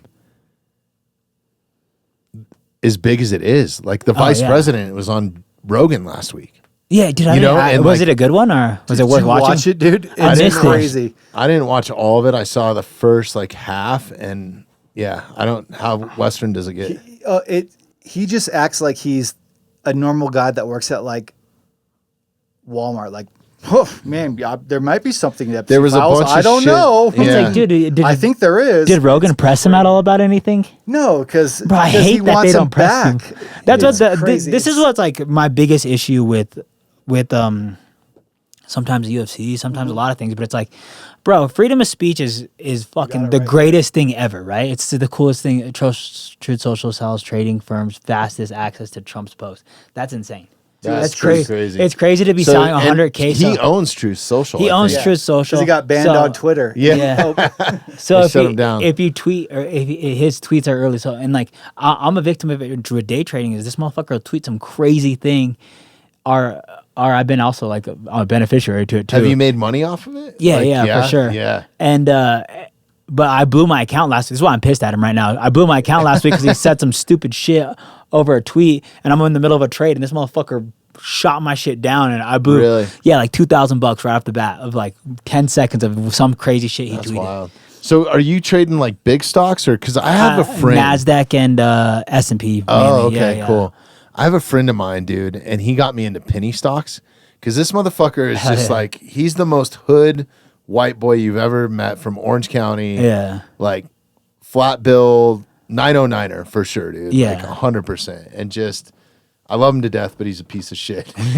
Fair. But dude, he started trading penny stocks and he made like, I think it was like $3 million off of a penny stock because it went Damn. from like a 16th of a penny when he bought the stock and it went to like 23 cents or something. And he That's so had insane. like all these crazy shares and then he turned around and dumped them and crashed the company, like basically ruined this guy's business to cash out. Like, it's insane that somebody has that much power with a penny stock. And I Oh, think for sure. his investment that he made like the $2 million on was maybe like $2 or $3 grand Yeah. or something like that. Like the return was fucking insane. It was like That is fucking insane. 2,000% or something, like increase. He it was ruined like a company off of it. and it was like overnight. It was like an Yeah. overnight, like up, down, boom, done, in and out of it. done. Yeah. I'm That's so fucking awesome, impatient though. with that, though. How Yeah. does he do that? It was overnight. You didn't, I think it was yeah, just quick. literally sheer luck. And if you How do knew you find this guy, It I wasn't said some he had, inside like, 9 information or lives. anything, or what? Like this motherfucker ran off with Britney Spears, and they couldn't find him for like 3 days. That's Like, the gangster shit. yeah, he's a roadie, you know. He's over here shaving her head and shit. It was around that time. Like nobody could find him. I was calling him up. I was like, he's like, bro, I'm having the best time. You know. The Department of Unclaimed Funds in Colorado. Oh, like so yeah. the treasury. So I had put a lot of money in Doge back in the day, and the platform I used shut down, and I couldn't get into it. I didn't know what to do. And if you go to Department of Treasury and you search your name and like your address in unclaimed property, in the Department of Treasury, I had like $6,000 sitting in the Department of Treasury. Really? Then you just Were you able to cash it out? Yeah, you just send them your information. Shit, and look they up mine right now, dude. They send it to you. yeah, might as well. Yeah, you have to, but yeah, I had to search like I was at my parents' house in Junction. I had to search like a bunch of zip codes. Okay. But you check all your zip codes, and if there's anything that you had money sitting in that shut down or you didn't check for a long time, it goes there. Yeah. It's like this unclaimed property thing. I had no idea about. I was freaking out. I was like, I had so much money in this. I tried to log in when I lost my job and was like trying to get all my money out of coins, and this was like, this is shut down. I didn't know what to do. And then I found out you can go to this unclaimed thing, and then anything that so shuts they down, seized it or something. anything that shuts down, they send it, or if you don't touch it for a certain amount of time, sends it to unclaimed property, which is a Department of Treasury thing, and you could search it. So this is a PSA to everyone. Yeah. Go to the Department of Treasury, unclaimed funds, search your name and your zip code. That's wild. All your zip codes, and you can I find. was talking to money. somebody last night that was like, hey, they had started a business, they've had a lot of success, and they didn't really know, or they didn't have the right accountant at the start. Yeah. So they're going back through and amending all their taxes because they could have wrote off so much more than they actually did, that their CPA did or whatever. Yeah. And it's like I a know, lot you of could money. you could dude. do that Yeah, shit? you can go and amend your taxes too. Like if Bro. you fucked up on them. Yeah. And like, because you pay the government too much. Dude, that's And they're just the relying greatest on thing you to tell them what you owe them. Isn't and that then the most fucked They up only tell system? you when they're wrong, Yeah, when you're yeah. wrong. The most fucked up thing When is you they owe don't money. And teach it's you like in school guesswork. how to do that. Yeah. I had so many classes. You're so right, Matt. I did not learn once about taxes in school. I had to set up God LLCs. damn it, for next working time we foreign. just need to put you on camera, Sorry, dude. I feel bad. I keep interrupting. And No, hijacking. no, you're Sorry, perfect, good. dude. That I get shit's a little an- hyped. I haven't. I've been living in my basement for like 4 months, not talking to anyone. So, Dang, well, Dude, welcome I'm out. stoked to have you I'm just back in kind of here. like going out there. Yeah, I'm stoked, Matt. dude, that is the most crazy thing, is that the government knows exactly how much you owe them, but will play this guessing game with you, and they're like, "Oh, you owe me more. Now we're gonna fucking tax you a Yeah. lecture for that shit." It's It's like like, guessing game, but you pay another guy who has to pay them again. bro, dude, I think Like that your accountant has to pay those taxes that you pay him to find your taxes out. yeah, everything's just It's a a pyramid fucking scheme, dude. It's a Bro, straight up 100%. pyramid scheme. Yeah. And not to mention you pay taxes on something like, I don't know if this is true or not, but doesn't an inheritance, don't you have to, that's considered income, It right? depends, Like, unless it's and your family's already paid taxes on that on money. it, dude. Yeah, they double tax it's shit. gifted. Only the rich know how to do this. It's called because I did podcasts after I left you. I do some 'em stupid in a treasure. podcasts for financial advisors. There's a way to get around that, but only the ultra wealthy know how to do that. You got to put yourself in like a trust. It's or a something. trust, and then Yeah. you have to get and your trust has to be a gifting thing. And then also you have to let your kids know not to take that out for a certain amount of years for that to be lower taxes, or you're like in the red. It's like a matter of years and days Yeah. before you can pull that out from Well, I gifting. just found out something with all these laws changing, probably shouldn't be saying this on camera.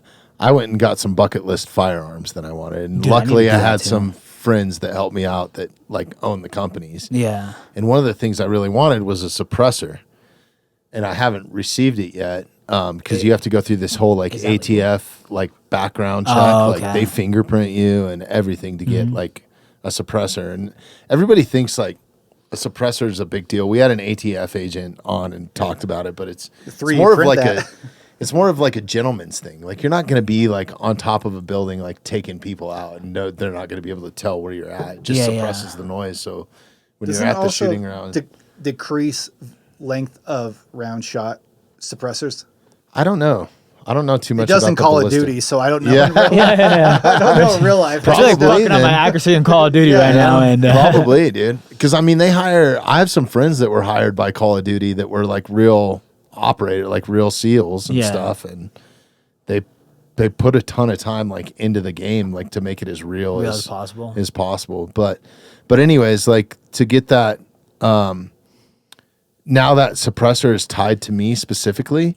So like if I want to pass it down to my son, unlike a gun, because of the way it's licensed or whatever, you have to put it in a trust, and it's the only way that they can then receive Receive it, yeah. If not, the state like takes it back, or the federal government takes it back, or something. That's so insane. So it's like the federal government, you buy it and pay for it, but it's almost like a lease almost. Yeah. Kind of like buying property in Mexico or something. Like they're going to take it back eventually. It's Yeah. funny. Yeah. It's the right to bear arms, but not really cool things that go on your arms. That's the craziest thing is it's not even like, and the shit that they're doing now, dude, like, You don't have the They right to bear class- trinkets. yeah, it's so stupid the way that they classify like what's a rifle and what's a pistol because of the barrel length. It's so messy, man. Yeah. And I then don't these own a gun, firearm and I need companies to, are bro. smart, so they build something to like get around all the loopholes, Yeah, yeah. and then they have to amend Then the they have- law. and they have to go so- work around that, and it's then like- next time You around. got 4 registered weapons coming out of your torso. Why would you need a gun? Bro, I don't know. I still want a gun though. Does Like, Yeah. I need UFC something. help you with retirement or taxes or healthcare or anything like that? Fuck Are no, they bro. good to you? No, Bro, That's crazy. I watched $60 million go to the White House for that card, and it was so fucking cool. It was the coolest thing ever. And I remember watching. I'm like, this is worth me not having health care. Damn. This is worth me not having health insurance right now. The guys that walked the fighters down to the ring have better health care and long-term care and insurance than the fighters themselves. Oh yeah, I mean That's for sure. I mean crazy, they served dude. our country, so I love that. But like that being said, is not having health insurance in this sport is the most insane thing ever. You had to pay for it's your brutal. own broken leg out of pocket? No. basically? The UFC will do anything that's like outside of it, but it's like the injuries happen in training for the most part. It's like very few and far in between like fights will happen like an injury. So the UFC will always pay for that. So it's like super important to be like, my wrist hurts, this hurts. So Can you you make sure you get all of it. You know? LLC a camp and then get really good health care tied to that camp's LLC. So say if you kept running your own, I think you could buy Right? insurance for anything, right? Because like Yeah, yeah. even for You the can, but podcast, like you can affordable. insure. Yeah, that's true. I don't know about on the healthcare side, but like even for the podcast, I got this insurance called Inland Marine, and it's basically just like if this building were to burn down, like I have so much money invested in this thing now. Yeah. I couldn't just restart it. Yeah. So I have to list like all the cameras, what they are, what I paid for them. Yeah. And then they're like, okay, well, your premium is this much. So for $40 a month or whatever, if this place burned down or somebody came in and stole everything, I would get a check for a little whatever. something back. Yeah. Okay, good. To at least like rebuild it, maybe. yeah. I don't know. It probably wouldn't be enough. I'd that's probably crazy still they have don't to do come a out of Roth pocket. for you guys though. No, Like some no, sort no, of that's retirement plan, because once you guys are done, you're done early. You're like done. Yeah, at, like, yeah, dude, it's a 38 fucking short career. tops. Yeah. Most people, I think the average fight in the UFC, or UFC fighter has 2 fights or 1 fight. So it's like most people are in and out of the UFC.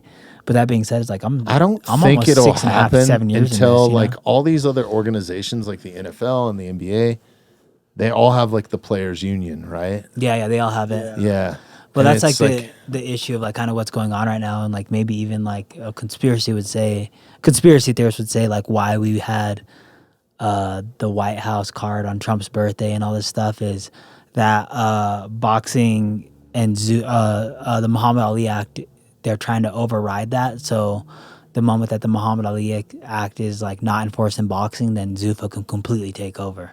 So it's like you'll see like a fighter like I think Conor Benn would be the best example of someone that I don't think's that great of a boxer. Well, they had Tyson Fury at that card and did a whole segment with him. It's the during weirdest it. segment ever, too, right? Yeah, like it's teed it up. It's crazy, and like not to bash my company or anything. Yeah. It's probably not good, but I'm just curious because I bet But- Dana White has the best insurance through Paramount that Con- he doesn't have to pay for anything. He's got enough money to pay for anything. yeah, himself, I I got more think. money than God. He could pay full price for anything health wise. except for hair plugs. Yeah. That being said, is Well, definitely not getting him on the Sorry. show now, Yeah. Matt. Thanks. Sorry.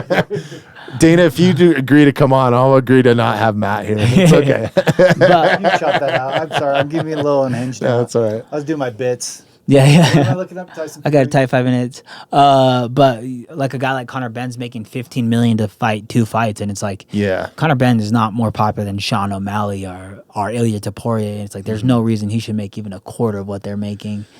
Let alone my overprice argument him. though to that a little bit on the UFC side is like Mm-hmm. I get the sinister shit that they're trying to do, and that's unfortunate for the athletes and fighters. And I think you guys are really the backbone obviously you're the talent of the organization, right? Yeah. Like nobody went to a Mike Tyson fight because Don King was going to be in the crowd, right? Yeah, Like, yeah, you know exactly. what I mean? Like, so I 100% believe that the fighters should get paid what they're worth.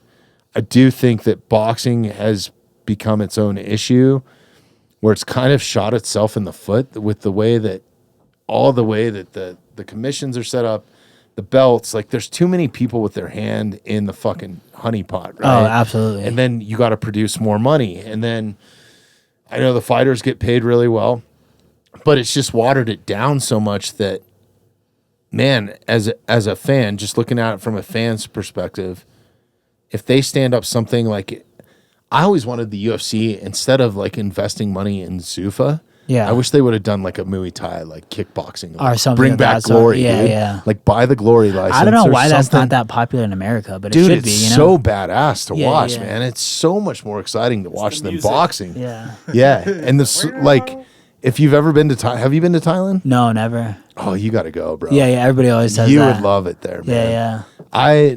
I spent 2 weeks there and trained. Oh, wow. Like coming off of a music tour, and it was the only way I could have been able to do that, right? Yeah, Is yeah. I was making money, and I was already on that side of the world, so I just went to Phuket, and it was crazy, man. Like going to those fights there, dude. Like the fighters are smoking cigarettes before they like. Yeah, fight. it's just another Sometimes they're day. smoking cigarettes in between rounds, dude. Like That's so insane. It's wild. But is there like And the tobacco level of cleaner than skill- ours, maybe, or something? Is that like a maybe something or no? Could be. Yeah, I don't know. yeah. Either I've never way, really smoked. Crazy. Yeah. Yeah.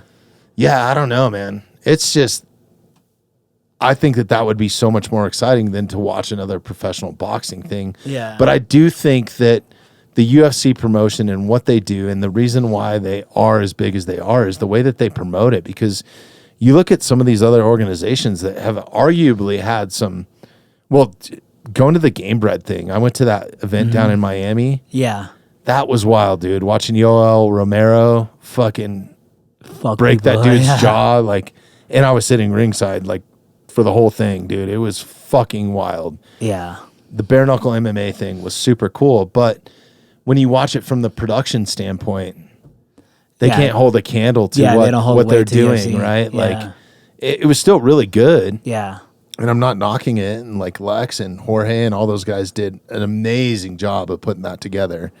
And it was an amazing, but it was way better in person than it was on like the YouTube thing. Yeah. And just like the latency that they had and the audio issues that they have, like the UFC is a real production. So I feel like, they do such a great job. and the way they promote it. And he's obsessed with it too. It's like when Dana talks about the production level Yeah. of things, you can hear him just be like, "Oh, dude, you love this shit," you know? Dude, I saw some shit, not to sidebar, and then I'll come right back to that. But he was talking about, somebody was interviewing him, and they were doing the interview like he was in the gym, like working out. Yeah.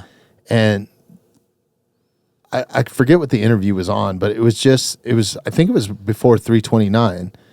And he was like, I was up till 4 a.m. And the lady that was interviewing was like, well, why? And he's like, I had to figure out the seats. He's like, it's like seating a wedding. Oh, like you have to absolutely. figure out who's going to sit where and who's going to be on camera and all this stuff. And I was like, damn, that's crazy that he's the guy. But it kind of makes That's doing sense. that, Like, yeah. He knows the beefs. Yeah. He knows everything. Yeah, yeah. They had me and Manal sitting on like opposite sides of the arena, not the arena, but like the fan side. But they both had us sitting right there, and he's on one side, I'm on the other side, and like all that stuff. And like if there's security around, they walked him like with security and all that stuff. If he had to get up or if I had to get up, security's escorting us. right. Because they're just like they're trying to be like not have fights in the middle of the crowd, and it's like, bro, they have all the fighters sitting in one section, so it's like it's almost impossible to not. They're have so beef there. smart, dude, to put like Theo Vaughn in there and Oh, like dude, these for these sure. people that are like superstars, but kind of underground superstars. They're not in the mainstream. They're not Tom Cruise, right? They're Yeah, not yeah. whatever. But like for the UFC's fandom, Oh, absolutely. you know, that's But I think that too is like, bro, like for my last fight, it's like I look up and I see, God, I always forget his name, Jared Leto. Yeah. I see Jared Leto, dude. For my title fight, bro, I looked up, I saw Jared Leto on one side, and I'm like, oh shit, there's Jared Leto. And I look over to the right, there's all the fighters. I'm like, I'm not gonna look there. I look right in front of me where Jared Leto's sitting, but like not out of the arena, and it's Donald Trump, and I'm like, oh shit. And I'm like, I'm just gonna look this way where like not the fans, like not all the famous people are like this way. Yeah. I turn around and there's Derek Wolf standing there, and I'm like, You can't "Ah, miss bro, that motherfucker. bro, sitting front row, bro. There's Derek Wolf, and I'm like, damn, bro. Have you seen him? Well, you've seen him Yeah, lately, yeah, I've dude. seen He him. is fucking huge. He's Yeah. bigger than he ever was playing football. Fucking monster, huh? Yeah. He was on my TikTok today getting called out for trying to do a Capitol storming on the Colorado. He's gonna storm. The Colorado. That fool could do it by Dude, himself. It was He's so big. funny. It was like we shouldn't storm the Colorado Chamber of Commerce Capitol. Or should we? I guess we should. Never mind. It was like a whole post about it. It was so funny. He's running for like governor or something soon, seen- right? Isn't he or something? Or he's This is he's what part happened, of. dude. You could have got lost in his eyes and ended up at Mars Island. Oh dang! I He's did got get his lost own in his Croatia eyes. cult, Jared Leto. Oh really? He's got a cult. Yeah, there's a doc on it. You should watch. He just uses to fuck people's wives and stuff, or Pretty what? much, yeah. Like That's every pretty much cult. what every call Yeah, is. every cult. Every call. Right. I always Those front rows are insane. Oh, absolutely, bro. I spend like an hour, not an hour, but like maybe 20 minutes a week talking to these Mormon people because they have my phone number and I just like talk to them and stuff. But I'm trying to convince them Joseph Smith was just trying to fuck girls the whole entire time. They're like the sweetest people ever too. So it's like I'm doing it in the nicest way possible. I'm like, kind of sounds like he was just trying to groom a bunch of people. No, doesn't sound like that to you. They're like, I get why you would think that. I'm like, okay, well. Yeah, it's like the most Yeah. pleasant comment. And then sure shit on Sunday they're going to call me. Call me Really? again this week. Yeah. Yeah. We'll have a nice pleasant How'd you- 20 minutes. That's worse than the pizza situation. Yeah, they're just boredom, bro. Really, Yeah. is how having Sunday off of MMA and just a free 20 minutes, bro. I'll end up in a conversation with. What else are Mormon you doing people. on your time off, man? Dude, I'm the most bored I've ever been my whole entire life. Really? Yeah. Because I drive a stick, so it's like hard to drive everywhere completely. Especially with the cast. with the right? cast on, yeah, it's kind of hard to drive. So driving to practice has been kind of a pain in the ass. So it's like, but I like to keep habits. So I like going to the gym. Like you went to practice today, right? Nah, I missed it. Okay. I had to go. My Airbnb, the AC blew out, and there's a lady in there, so I was like, I had Okay. to get that fixed immediately. So, So are you putting in work, like she alive? in the cast, or are you? dude, no, I can't work out. I just Yeah. sit there and watch everybody and talk shit. You know? Yeah. Yeah, Are you I- at Landau's or Nah. Genesis? what'd you say? I'm not at Genesis or Orlando's. I train at a little bit Tiger Beetle. Okay. Actually, a lot about Tiger Beetle. A little bit at That's Corey Sandhagen's new Corey gym? Sandhagen's Yeah. gym. I train at the UFC gym, like my own little crew. I go train at high altitude a lot. Okay, I only know the ones that Kamozi's taking me to. Yeah. So I know he goes to we don't Genesis train a at the lot same with Gertz. gyms, really. Yeah. But I have like no beef with Genesis or anything, but like I love that gym. I like Jake Eli, he's such a good Yeah, guy, Jake's you cool. know. Yeah, there's like it's hard to find like really good people in the MMA culture of like, you know, they're like genuine people. Jake's one of those people. I'm like, God, he's genuine. He's you a know? good dude. That's a good Super guy, you good know. guy. I was driving up to the pod today thinking about like why are the top UFC guys in Denver? Is it altitude? Is it community? Or is it a bit of both? Like, Bro, I like to have this like the more and more I like pull that chart- mic out too. the more and more I chart everything back is like, dude, I almost blame Trevor Whitman. Not blame like in a bad way, but like in a good way of like the first like big team in Colorado that's ever happened was called Grudge. And it was like Trevor Whitman's team, and he had like Shane Carwin, Donald Cerrone, he had everybody.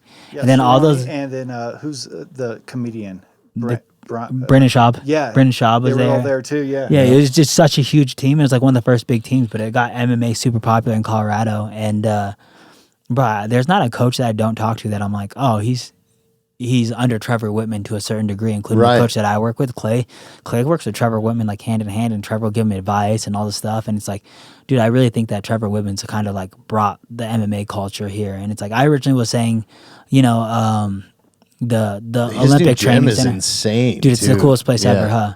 I originally thought it was an Olympic training center, but I don't believe that anymore. It's like we don't really get that much Olympians that come. Like the boxing Olympians don't come down here. The wrestling Olympians are few and far between. It's like MMA specific. Yeah, it's MMA specific down here, and it's like, oh, how does that all go? And then I talk to everybody like, oh, I used to train under Trevor Whitman. Oh, I used to train under. So every big gym you talk to is like, they all trained under Trevor Whitman somehow, some way. And I'm like, God, that guy really just brought MMA to Colorado, and one of the best, most knowledgeable, and like one of the best people I've ever been around, but most knowledgeable coaches I've ever been around. Like no ego, just the nicest dude, just to be nice, you know, like just a great guy to be around. But I genuinely believe that he brought MMA culture and made it so big right here. Yeah. And I think the guys that have stood it up on their own, like under that Grudge. Was it Grudge, right? Yeah, Grudge, yeah. It's cool listening to some of your guys' old stories, from that gym and like. Oh yeah, yeah. Even because I came from Brad Gum's gym with like Chris Camoes and stuff, and it was like, bro, it was like the dude. Is Gaethje there too? Nah, he was at Grudge. Okay. But it was like so crazy to like I would watch people get knocked out and then go back to training, and I'm like, I remember being 16 and not know like there wasn't that much on like CT or anything, but I remember being like, that's not a good thing. I remember watching some dude get head kicked, and the next day he was training with us, sparring, and I'm like, I don't know, but I think you should take maybe a couple of weeks off of that. You know, I didn't know much, but I knew that for sure. Yeah. I'll go to CC's Pizza after. I was like 16, but I'd go fight grown men, like full fist fights. Like, bro, like if I train with a 16-year-old, I'm not hitting him in the head, bro. I'm taking it easy. Bro, nobody gave a shit about me, bro. When I was young, like, dude, they would beat the shit out of me. So, Piecing you up. yeah. And that was just like how he trained. It's like, dude, MMA is like full of athletes now and people that take it seriously, like people that don't drink, don't smoke, do any of that stuff. Not when I started training, bro. These fools were degenerates, fucking alcoholics, fucking It was like a dark, like a dark cloud above the MMA community, and rightfully so. It's because motherfuckers be training with ankle monitors on. Like it was just a whole different culture compared to now. It's like, bro, you get studs that are just all around athletes that just picked up MMA. Where back in the day, you're like, this motherfucker likes to fight. He fights outside the bar. Sometimes it's a legitimate career now. You know what I mean? Like, and it's a legitimate sport, and like it's obviously one of the hardest sports in the world. So it's like you have to be in a certain amount of shape. It's not like a beer league anymore. But like when I grew up, it was beer league, bro. Like Chuck Liddell was a champion, getting fucked up before and after matches. You know what I'm saying? Like, it was the beer league. It was such a good time to watch the sport. Though, it was great, man. bro. Like, the growth of it, man, has been wild. Like all the way from the first one to what it is now. It's so different, man. Oh yeah, absolutely. So different. Yeah, the skill set, all the above, dude. I even think that with the flyweight division is like the guys that I looked up to. I'm like, oh, these guys are so good, and I'll go back and watch. I'm like, damn, dude, I'm way better than they were. Like it's crazy to think that, like I put them on pedestals. The evolution of it all, right, is insane. Absolutely. That's wild. Have you noticed an evolution since you started? And like, I mean, obviously you've had growth as a fighter with experience and different training methods and moving from certain gyms and stuff like that. But like, how much have you noticed it? Like in this last fight, for example, you're fighting a guy you're 10 years older than him, right? Like 7. 7, like 6, somewhere around there. Close to it, It's like an entire decade, you know? Like it's a fucking rule. He was in elementary school and you were in high school. You know what I mean? Like that's insane. Right. Yeah. And you're not an old dude. Yeah, like, you know? Yeah. No, so, dude, same thing, like Joshua Van's fucking so young, you know? Like he's really young. He's like 24 or 25 or something. Like, yeah, so he's young, you know?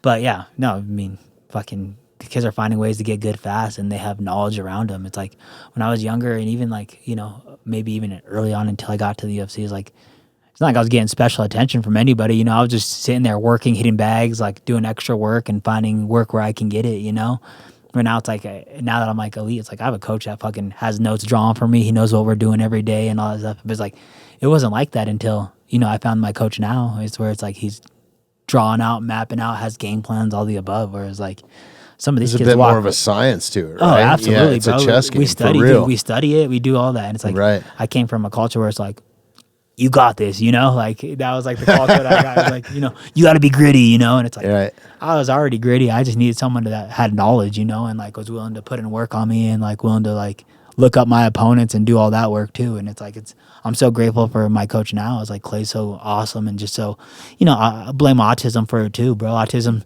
bro, that fool's obsessed. He's nerdy about it, has notes drawn out, and it's like, bro, you have to be obsessed at it though, right? Oh yeah, dude.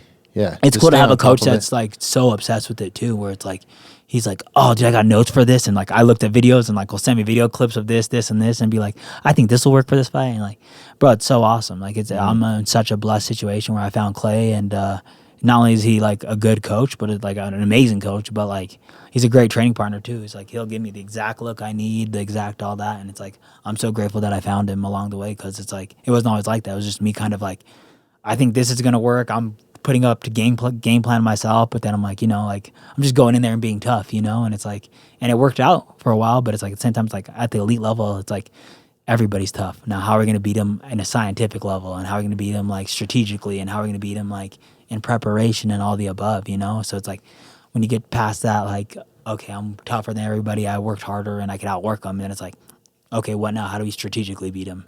Because everybody's that tough and that strong and can go that long, you know? I mean, it's a razor's edge on everything, man. But it's so cool to see where you're at.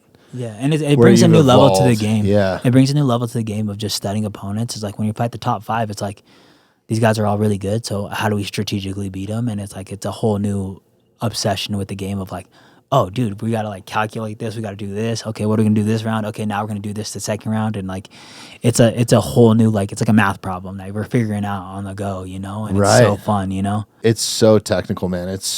What a time to be a fan. Yeah, yeah. And what a time for you to be a fighter too, man. It's fucking incredible.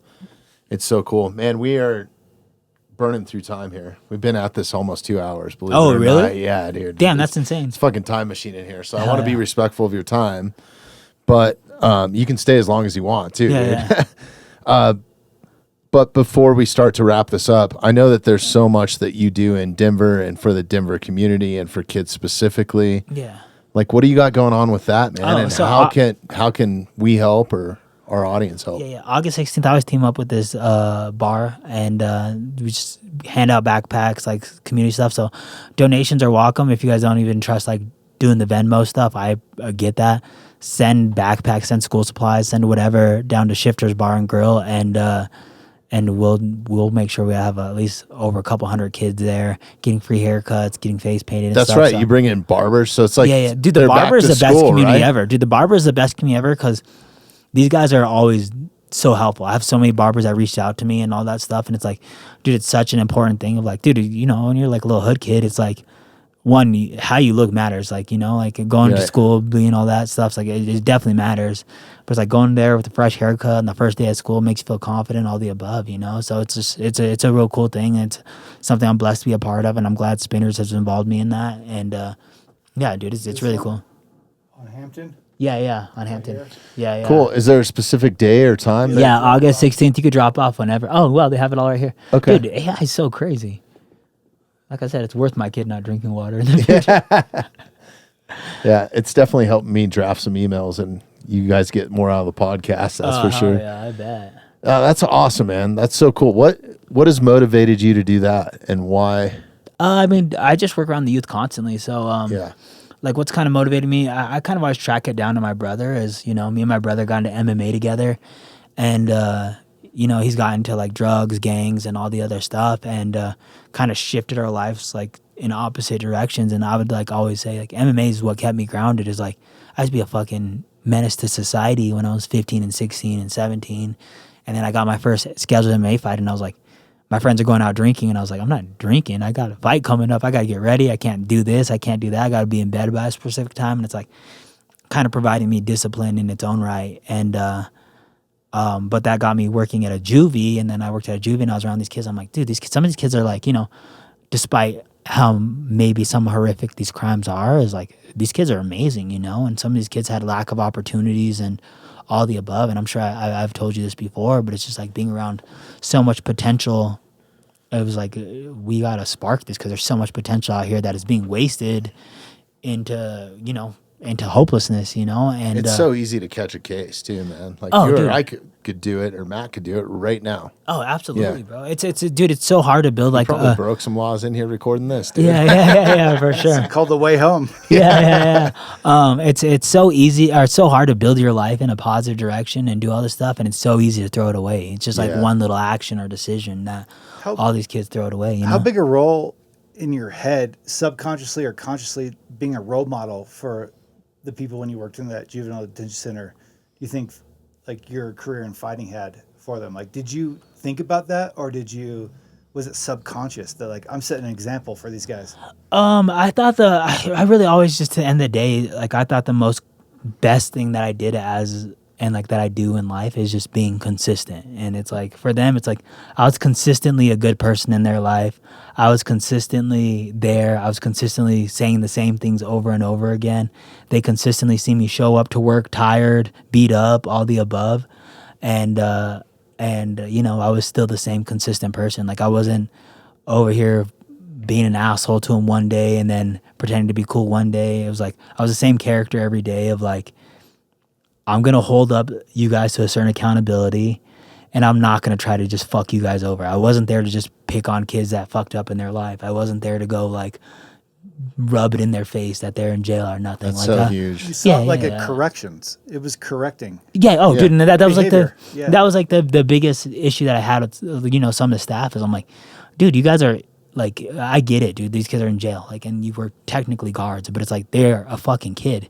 And it's like, dude, you don't realize I worked overnight, so it's like you don't realize it as much until you're fucking someone's knocking on the door and it's fucking 4 a.m. and this kid has a stomach ache, and it's like, dude, this kid needs a mom. You know, he needs someone to go hug him and an arm around him. And it's like, kid got a tattoo on his face, but then the day it's still a fucking 16-year-old with a fucking stomach ache, and That's so crazy. nobody's pat him on his back to be like, dude, it's gonna be okay, and like, dude, we're gonna be better tomorrow, and you know, you can be vulnerable in this situation because I'm not gonna hold it above your head.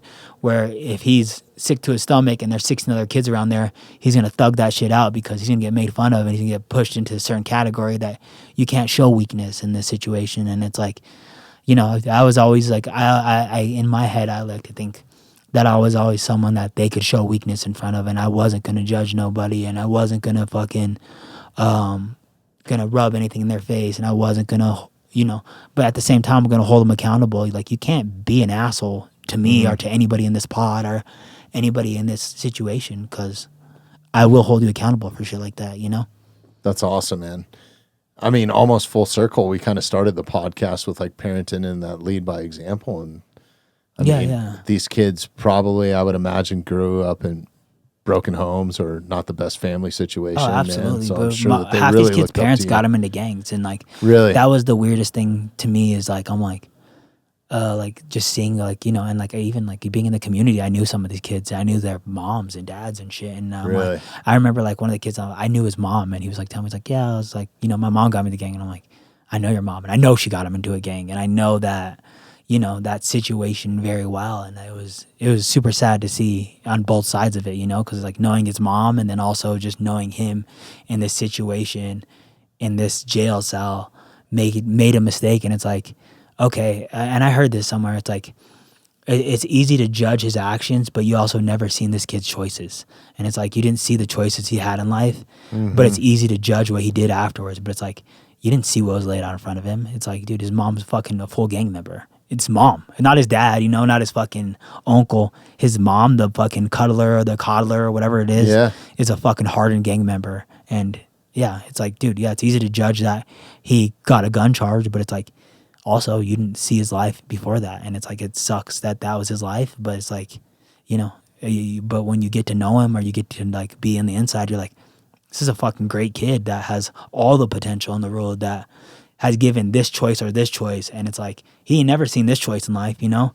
And like, to me, it's like, they don't know any better. Yeah. Man. And to me, it's like, that's important to me being in the Dream Center, is like, they see me on a daily basis. They see, like, when I was young, it's like, I didn't know anybody who made their dreams come true, you know? You're Like, kind of mitigating it.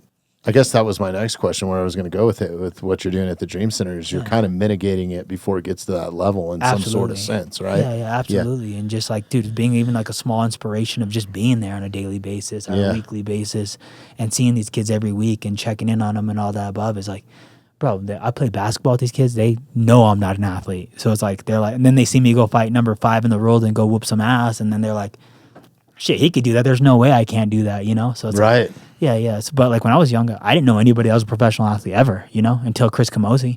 So it's like, it wasn't even an option until I seen Chris Camozzi do it. And then I'm like, oh, it's an option? We could do this? Like, right. Yeah.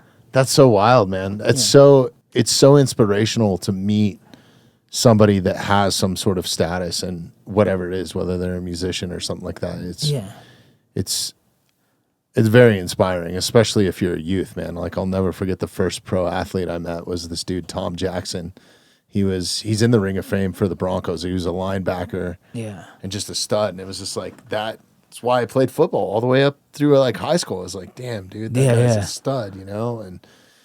But man, it's so cool. And firsthand experiencing, I took my son to a football camp, but I didn't even know it was put on by the Dream Center. Oh, and yeah. It was a it was Broncos recently foot. then. It was Like Jonas Griffith was there. Yeah, Jonas Griffith. I think Von Miller was there, maybe. Jonas Griffith. There was a always bunch does of the that good Broncos stuff. there. It was like a defensive like football camp, right? Yeah.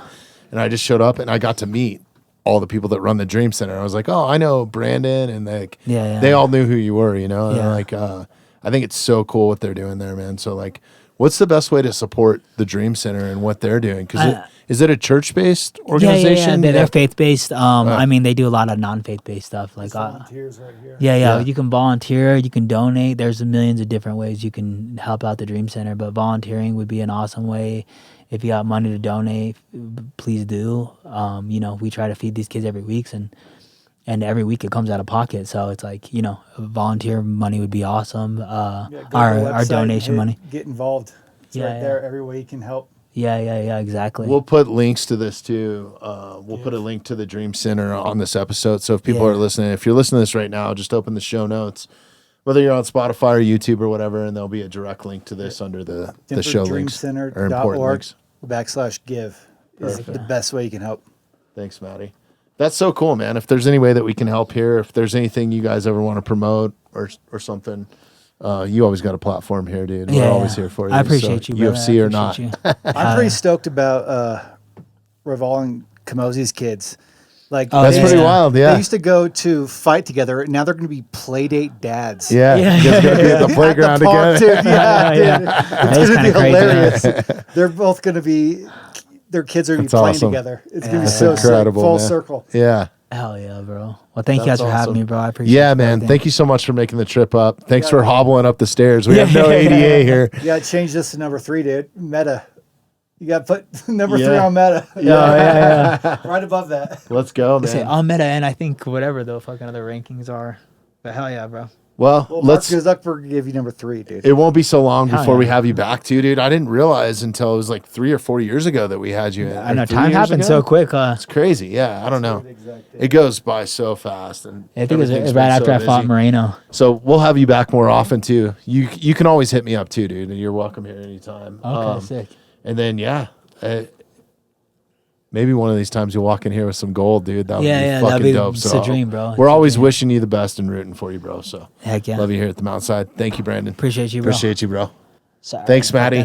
Yeah, thanks, Maddie. Sorry I interrupted so much. It was awesome having you back, bro. Thanks for listening to the Mountainside Podcast. If you haven't had a chance to do this already, please take a moment, follow, like, subscribe, or rate on whatever platform you catch the Mountainside Podcast at. If you'd like some more information on upcoming episodes, safety tips, access to all of our affiliates, and all the badass discounts that we get here at the Mountainside Podcast, check out themountainsidepodcast.com.